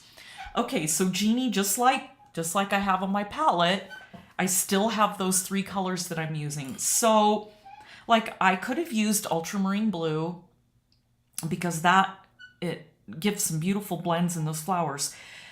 The petals, but you know what? That phthalo blue, the green shade, really makes very, very beautiful green areas, like right in there. And I wouldn't be able to get that depth with the ultramarine blue. But I'm going to do a little tutorial on, so what I'm going to do is I'm going to have like, what brush am I using here? Number 2. I'm going to have like 2 or 3 different palettes, and then I'm going to have everybody make, mix the palette. And then we're going to see on one painting how each one of those palettes looks so different and why you would want to pick a certain palette. So I'm definitely gonna do that because, you know, other than backgrounds, I mean, everybody's gonna paint different, right? You may be doing a seascape or a landscape, what have you, but the most important part is those colors, is making sure that you choose those colors that are going to be best for your painting. Now, once you know what you're doing, if you want to paint with 20 colors, you can, but again, you know, I'm always showing that you have to start somewhere. And musicians, unless, you know, I don't know, you're Eddie Van Halen, you're just gifted with guitar, I don't know, but I think for the most part, you have to build your foundations. You know, same thing with writers, you know, you have to know what you're doing. You have to understand how sentence structure goes. And it's the same with art. I just get really frustrated with people that say, well, you know, you're taking the fun out of it. Well, but you have to know those basics. You have to understand why color does what it does. You know, why is it making those effects? You have to understand a little bit about color theory. You know, I'm not saying you have to sit in a college class to learn it, but you have to understand why your colors do what they do. It's just really important.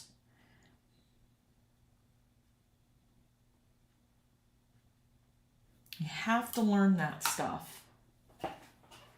And then once you learn that, once you understand those basics, you can move on. Then you can start being a little bit more creative, for lack of a better word. You know, the interesting thing is when you think about Picasso, you know, you look at Picasso's work and you think, did that guy know how to draw? But he did. If you've ever seen Picasso's student work and his earlier work, you would be shocked His figure drawings were just stunning. Absolutely beautiful. And he even said it himself. He goes, I wouldn't have been able to, paint my abstract images that I do, my, his people and, figure studies without knowing and understanding what the human form is all about and color and all those other important things that you need to know. But once you learn that, then go for it and do all kinds of things. And I know I got off on a tangent about how do you start, but it starts with a simple amount of colors, just your 3 basic colors. And you would be surprised. I personally, and I've said this a million times, and I get on my little soapbox about it, but theoretically, you could do any color that you want from just 3 basic colors, and then of course it's figuring out what colors to use. But very, very rarely, and I'm an experienced artist, I don't know everything, but the more an artist develops, the less colors he or she ends up using. And that's pretty common for most people. It's because you have experience and you know how to make the most of what you've got, which in turn forces you to have to understand how color works. All that is so important. You're never going to learn that with 30 colors sitting there. You just aren't.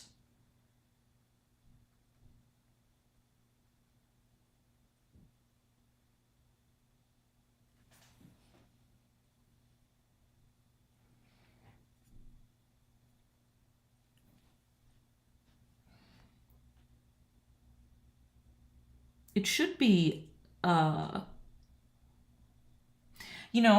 again, and I've gotten crazy about this with people, starting out with not cheap paper. I always hear people say this, well, I practice on cheap paper. Well, that would be like if you were practicing with a cheap instrument, learning to play something, then you go to that expensive instrument and it's just a completely different, it's just a whole nother ball game.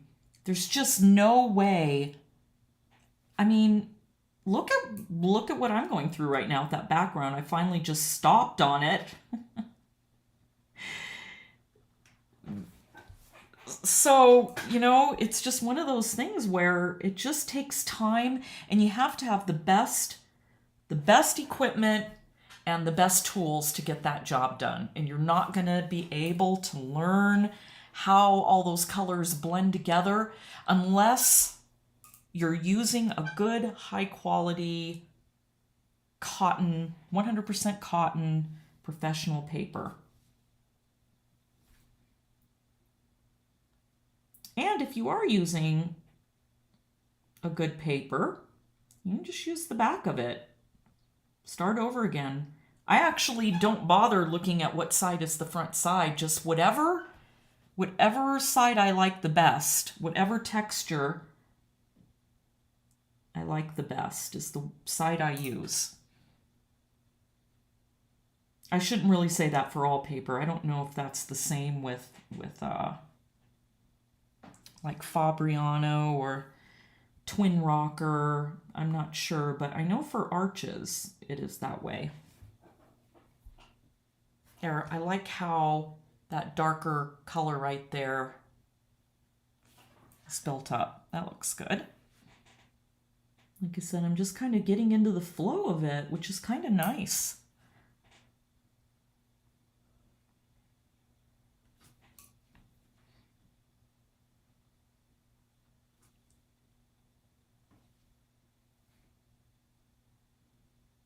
So, Jeannie, the short answer to your question is Some of that just takes time. But you know how I talk a lot about my recipe cards. That's really what it is. It's like, you know, you don't go to bake a cake without a recipe.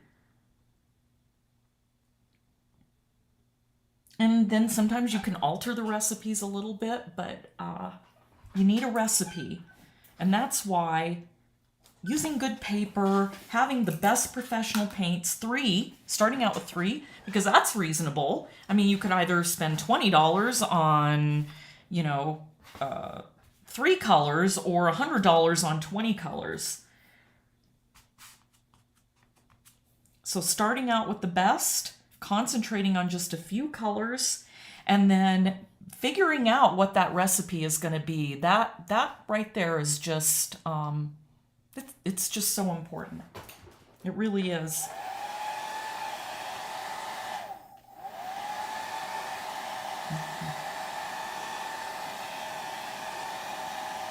Yeah, thank you, Jeannie. You're right. The quality of your work, whatever it is a reflection of the quality of your tools. It is so true. And the quality of your, you know, your supplies.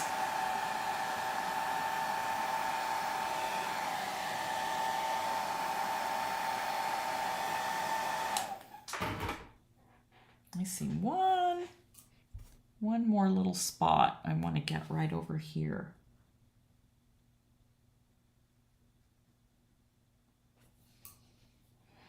There.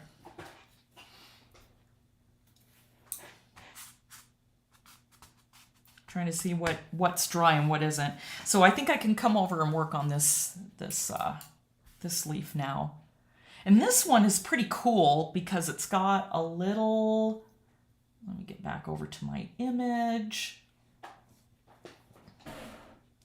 It's got like a little, I don't even know what you'd call that. Like a splotch.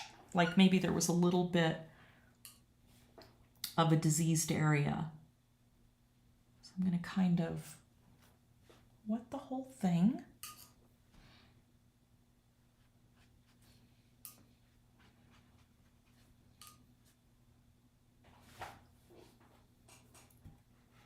Look at that nice blend I got right on that edge.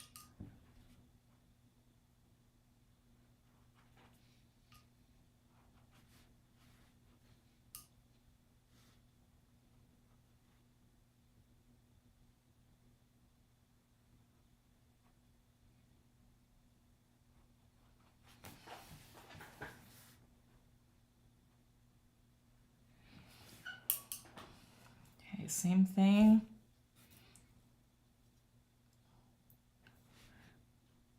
Needs to be a lot more yellow on here.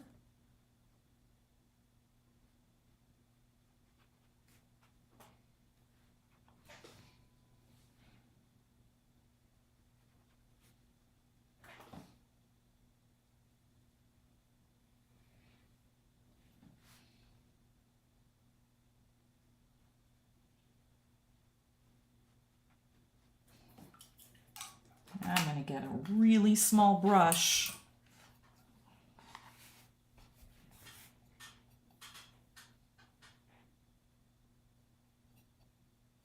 Now that I've got that yellow down,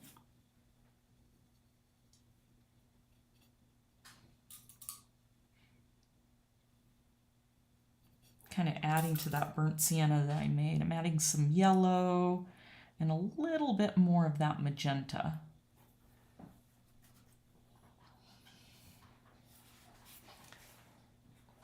Okay, I think that's sunk in.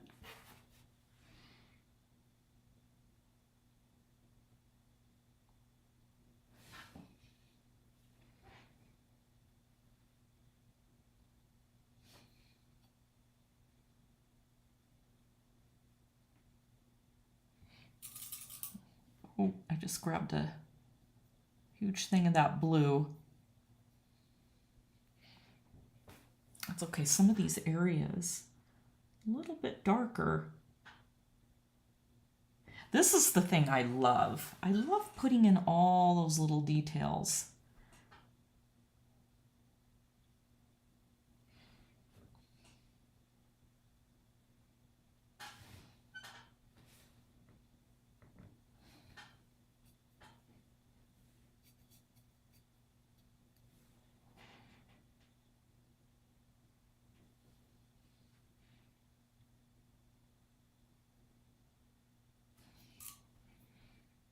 Wow, once I got off that background area, everything's just really behaving.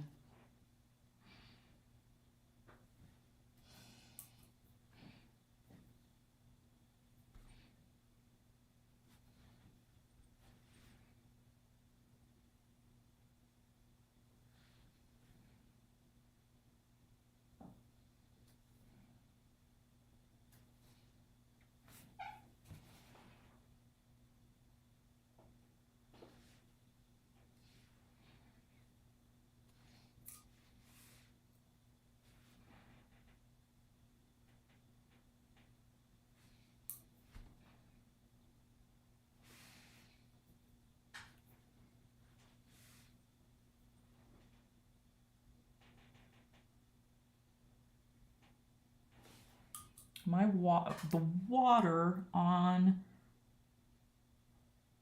this leaf right here is absolutely perfect. The sheen.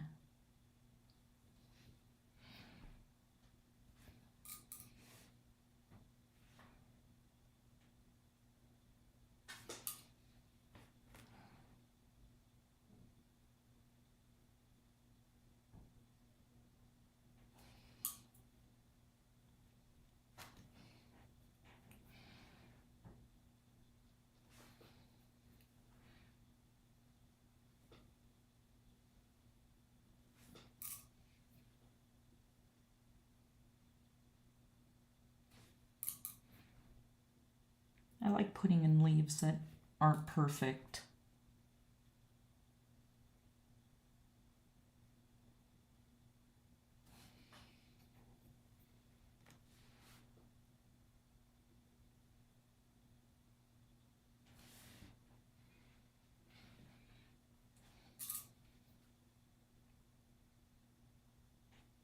So again, my paper's it's surprisingly still damp.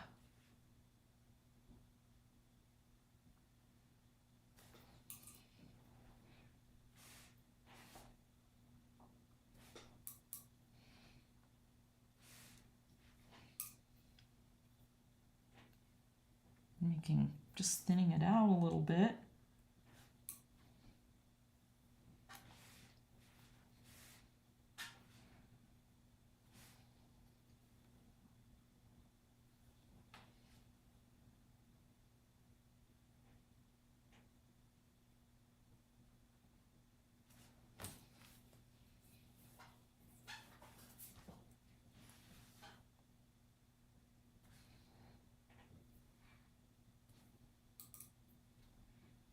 And that's getting darker as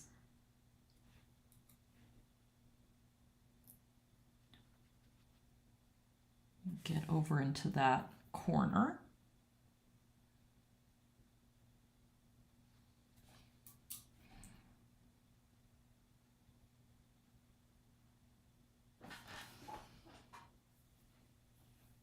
That's really standing out against that green. So while I'm letting that soak in a little bit more,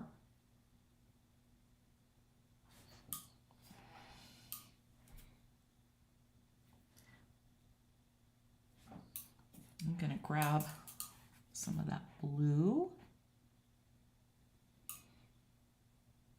that dusky blue.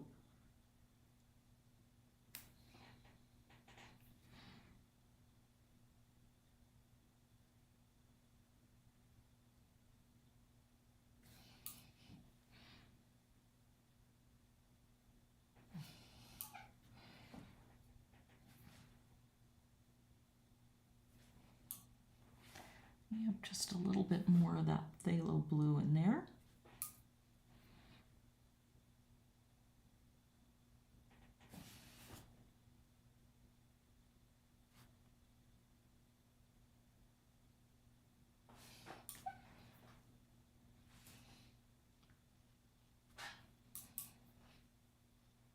So I'm doing the same thing on this side, just kind of like I did over there. And what I haven't got to show you yet is how I blend out on those background images. how I blend them out. So what I do is once you have a lot of paint built up, like in that area, you can just take your brush just a little tiny bit at a time and just pull it forward, pull it into that forward image, whether it's a leaf or a petal, and it just softens that edge so it's not so sharp. So I'm going to come back over here. There we go. Had a little bit too much blue.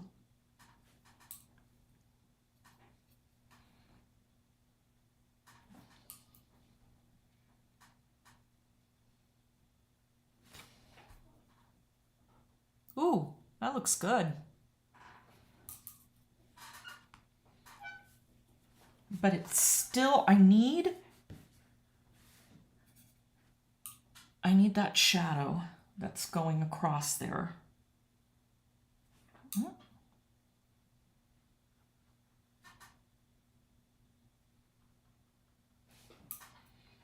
And a little bit more yellow on this side.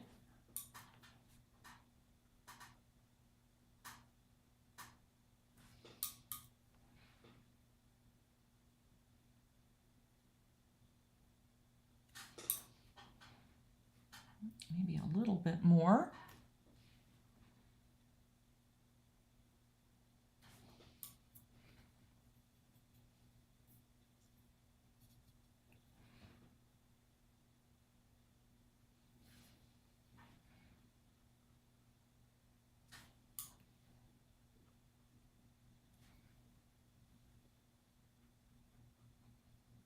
Just toning that down a little bit because that's not so, now that I've darkened everything around it.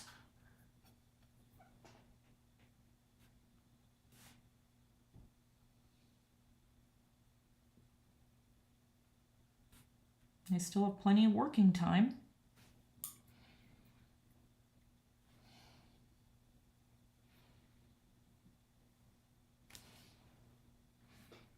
You know, needs a little bit of that blue. Need a little bit darker of a brown.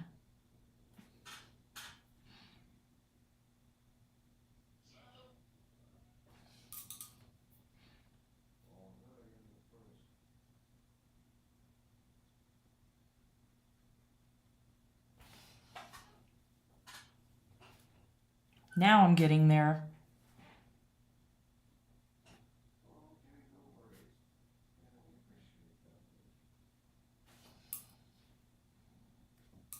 Let's get some more yellow.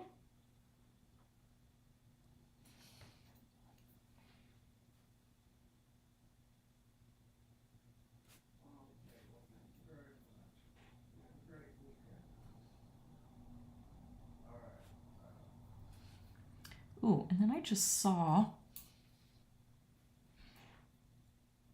right under this area, it's pretty dark.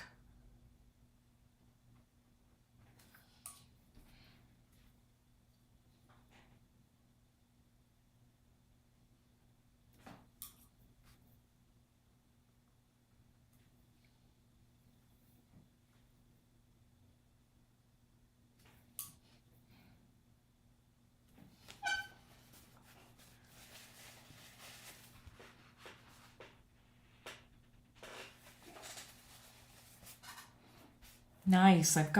So far I've got a really good shadow going on there. Yellow.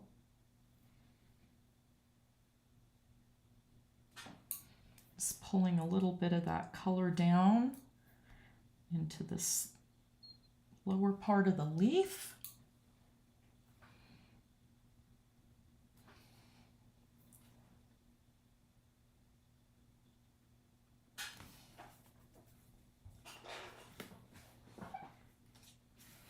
I can't wait to flip it around and really look at it.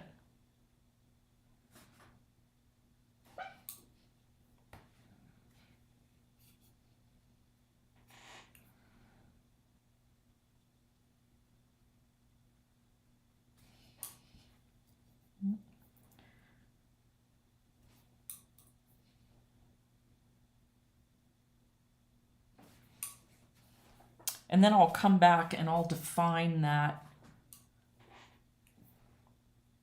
shadow edge a little bit better. Okay, so now I'm gonna flip it around. I'm gonna see what we got.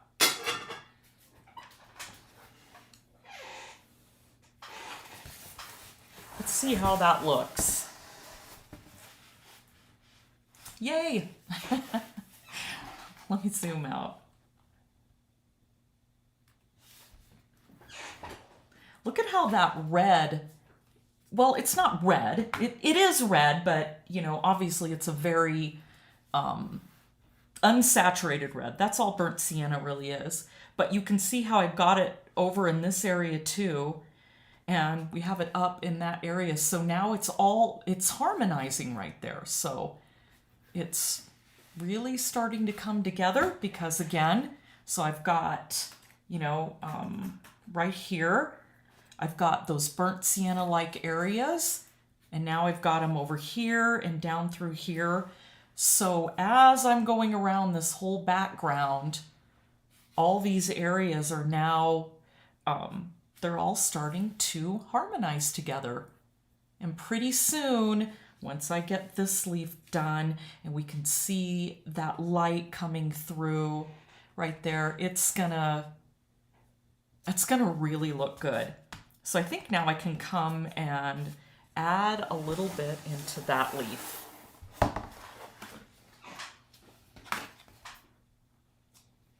Ooh, you can already feel that light in there. I'm pretty excited now. I still have to address that one area, but that's okay. We'll fix this, dry this a little bit, and then I'll be able to go back later. I doubt I'm going to do that today. In fact, probably what I'll do is maybe add some of those darker stripes in there after I get done in this area.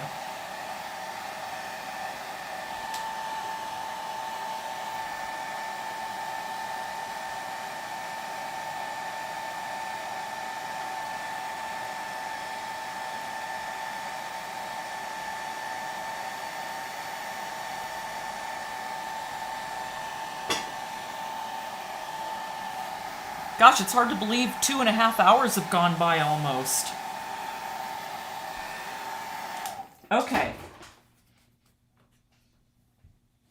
I'm really feeling like this area is starting to come together. Look at how bad that is. But I'm going to use, I'm going to use everything on there. Somewhere I'm going to use that. Okay, so back to this leaf. Yellow, a little bit of that burnt sienna. It's on dry paper. Because now I'm going to kind of avoid the areas where the little ribs are.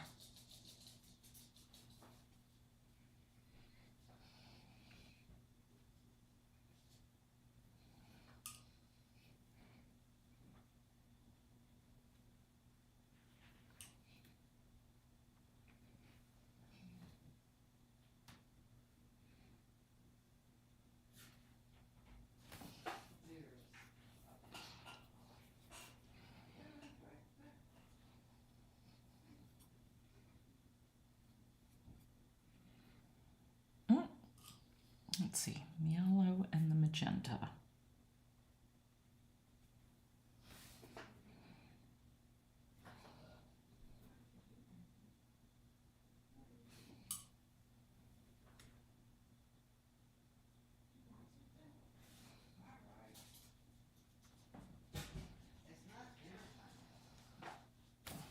I'm gonna get a smaller brush.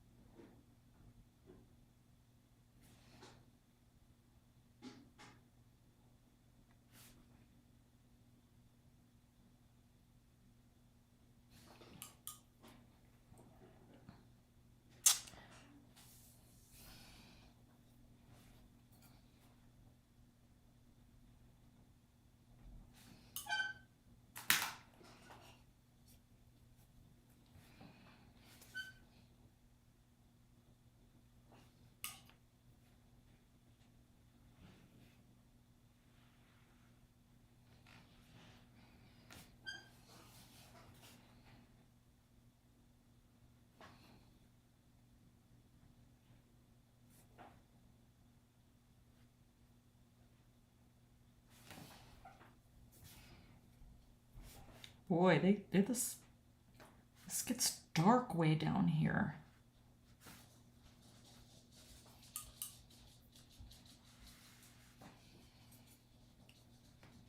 But I would rather build it up slowly than have too much.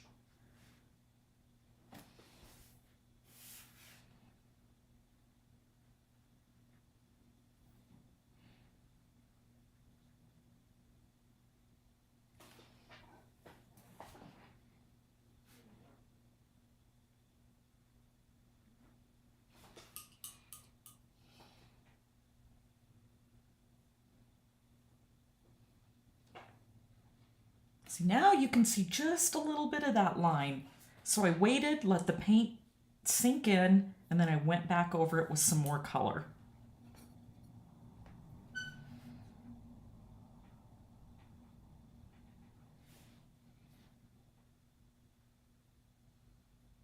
And there's a little area of light right along here, which I've completely lost, so I'll be scrubbing that out later.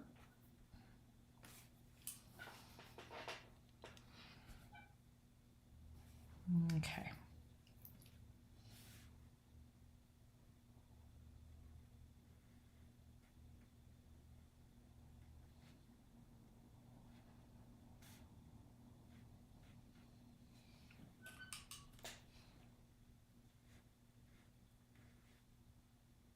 And I'll let that sink in. Actually, where is that? Here we go. While I'm here,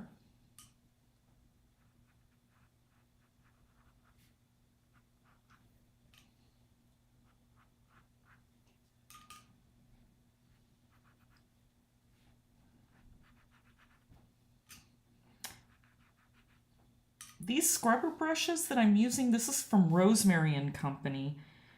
It's a company out of Texas. They're very interesting. You have to call them to place an order. But they have excellent, excellent brushes. And it's very soft. These are their scrubber brushes. Another lady told me about these. So I ordered this one. I really like it because it's soft, just like a watercolor brush, yet I can soften lines while I'm painting. And it doesn't really lift any of the paper.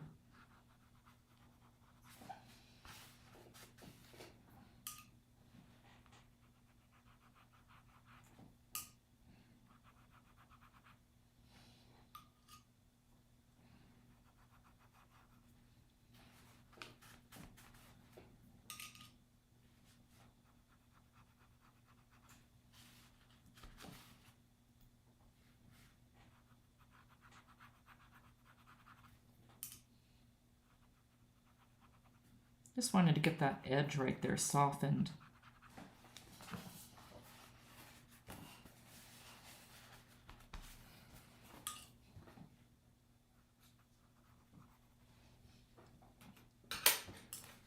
I'm going to go to my number 4.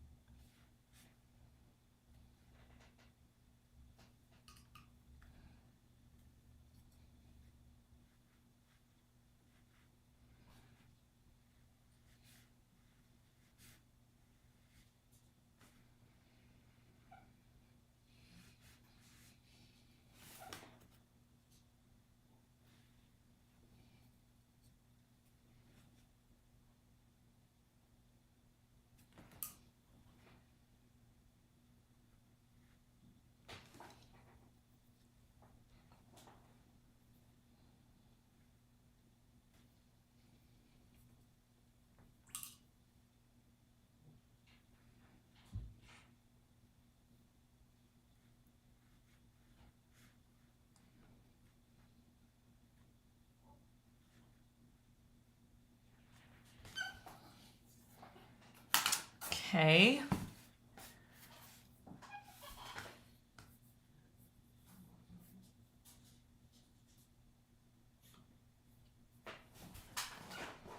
Get that dried.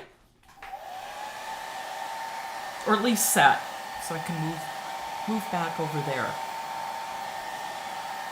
So now you can see that little by little, those values are really starting to come forward. And then I'll be able to go in and really scrub out those lines, get all the little highlights in there. So that's going to be the last part of that leaf. And of course, a heck of a lot darker values. But I'll start building those darker values dry, or I should say wet on dry.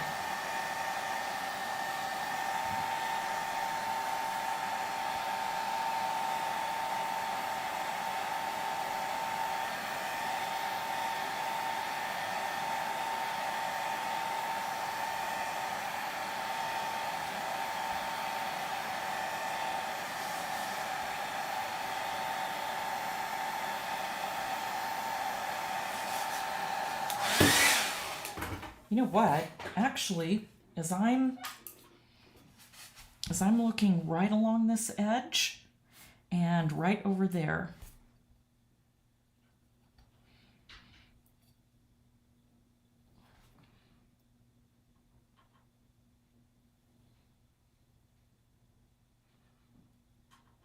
lost some of those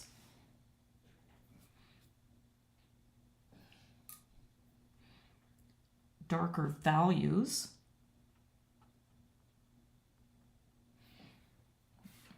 Like right in there. And not just darker so much, but it just needed to stand out a little bit more. And I don't know if you remember me, or you probably hear me talk about this a lot. It's just this game where you're always going, ooh, you know what, that's not dark enough. Ooh, I need to go back over this.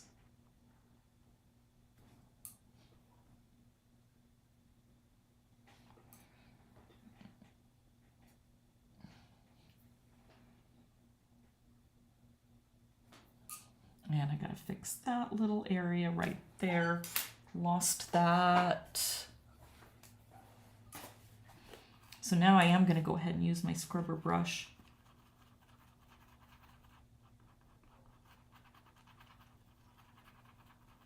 It was dry enough.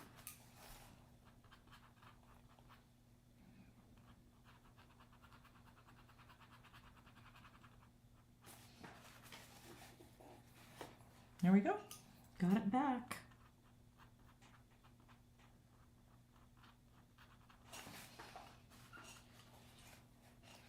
I'm gonna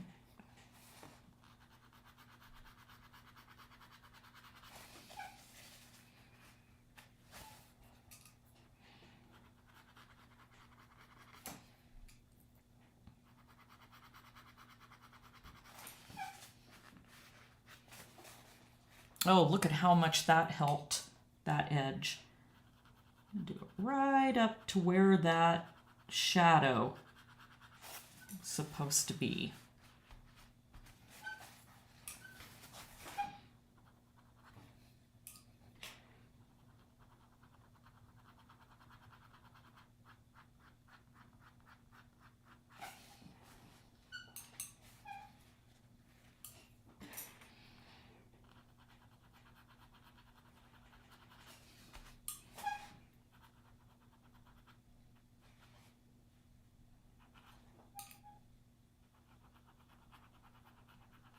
Shouldn't have carried so much of that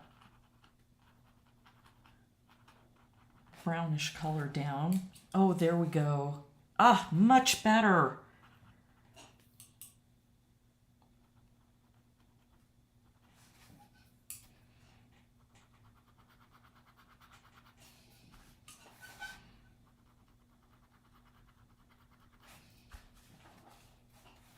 Now I've kind of varied the width a little bit of this line and adjusted, instead of making it a smooth and even line, I widened it and lightened it in some areas.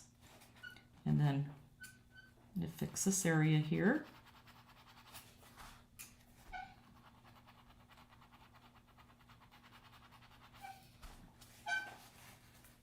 And then I noticed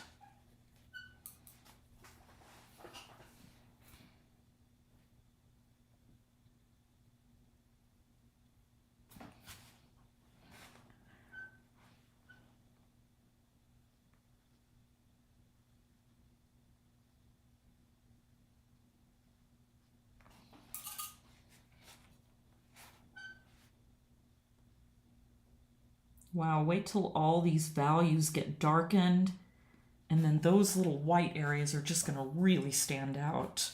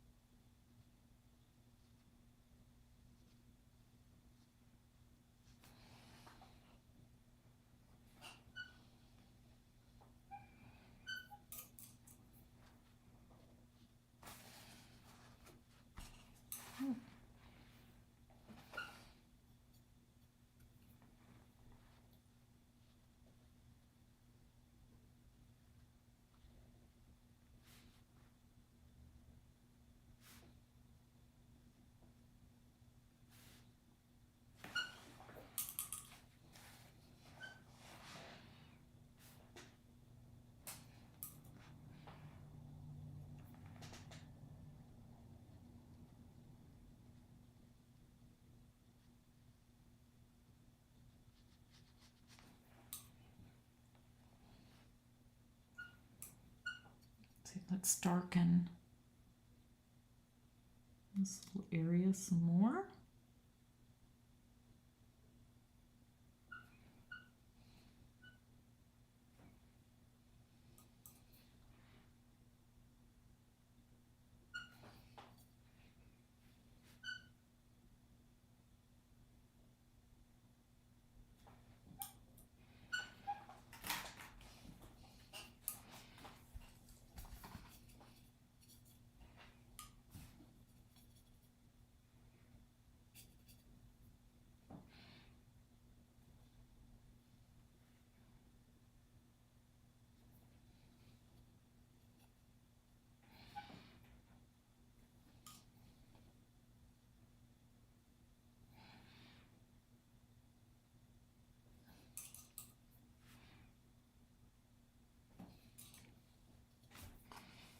And I'm putting in a lot of magenta in this area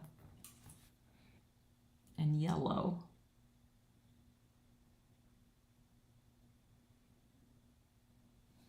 Now that color is really sitting on the top.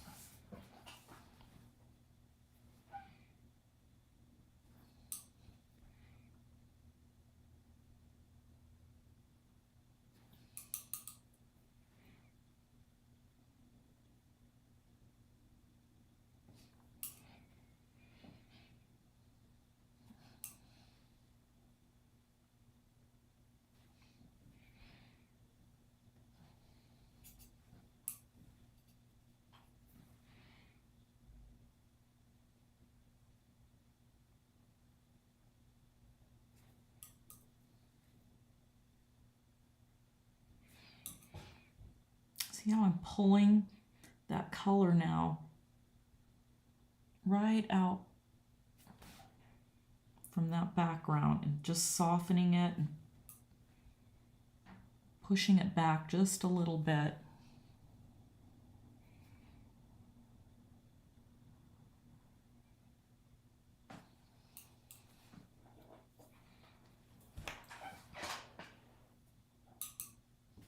All right, gonna flip it around again, see how I'm doing, and then I think I'm probably gonna stop. What time is it? I've been doing this for, oh, almost 3 hours. Wow. Let's move the water over. And it would help if I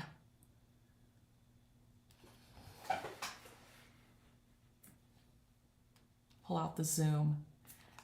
Now you can really see, look at how much more depth I've got in there. You can now see that I've got that shadow a little bit more defined. I probably need to define it some more. And then once this dark area comes in here and I finish in there, all this is just gonna really start coming together. But you can already tell that those saturation and values are starting to really come out. That's really starting to look good. I just need to, gotta do this area. I may have to do that a little bit, get it to the point where I feel more comfortable filming it, because that was not working out well. But anyhow, you can really see that I think things are really starting to come along. I'm pretty happy with this. Oh, I forgot to bring. This is what happens when you have to do everything by yourself, you know? Okay, let's you're trying to think, paint, and pay attention to 2 different streaming windows. Okay, let's see. There we go. There we go. Now it's, whoops, I grabbed the wrong thing. Let's move that right into there. So now you can really see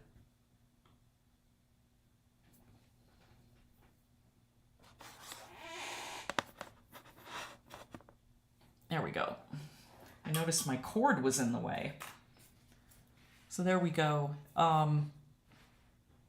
You can definitely see how all those values are really starting to build up. So I'm getting pretty excited about this. So if anybody has any questions, now's the time before I sign off. So, yep, I'm pretty excited. I think it's all going well. Again, that area's, I'm gonna have to focus on that slowly, because it's just not sure what I'm gonna do quite yet. But I am super happy with how these areas are turning out. I feel like all the values everywhere are just really coming together.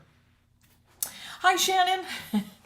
She goes, it's coming along so well. Could you post a link to the picture? I want to give the background a go. All right, I will do that. I'd love to see what you come up with. I will definitely do that. In fact, I can give you a better image if I've got, I think I have your email. Yeah, so I'll just email it to you. I would love for you to do that, honestly. And that way, hopefully you'll appreciate, and let me move to the front here. I feel like it's easier to talk when we're all looking. That goofy cord keeps showing. There we go.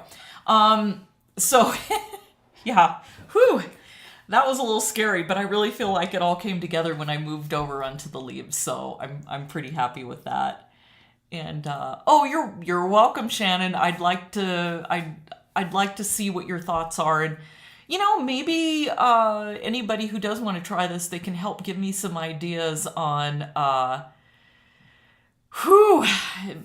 explaining it a little bit better.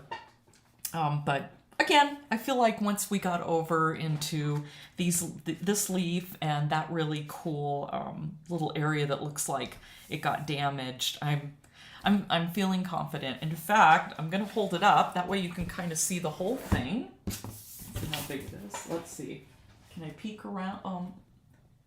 There we go. So, yeah, looks a little bit different in the in that camera than the other one, but it's really coming along. So I'm happy with it. I feel like I can stream a little bit again tomorrow after I kind of finish that one little area. Jeannie, I didn't because I was just doing this painting. I didn't save the drawing at all. And so I'm sorry about that. I didn't think anybody would really, I mean, this is pretty complicated, so, and Jeannie, you explain everything very well. Well, thank you. It's, you're talking. I'm watching, so I have two monitors. I have my image on one monitor, and I have my OBS, which is my hub, so that I can make all the transitions, and then that films straight to YouTube. So I have those two windows open on one of my desktops, and then I have another, and so I'm having to do all that, talk and paint all at the same time. So I'm getting better, but it's definitely a little bit of a skill I've had to learn. So it would be nice if I had an assistant, but that's probably going to be quite a while down the road. Although if I could talk my son into coming over and helping me, who knows, maybe he will. But yeah, so sometimes like the picture being off, it's a lot to be paying attention to for one person. So yeah, I feel like it's pretty good. So thank you. I really appreciate that. It's here's the thing. Backgrounds, again, I wish I had better words for it, but I just don't always know how I'm going to approach it, or, especially if you have complementary colors, or you have only greens, which is a little bit easier, or you have, a lot more yellows. So it's just,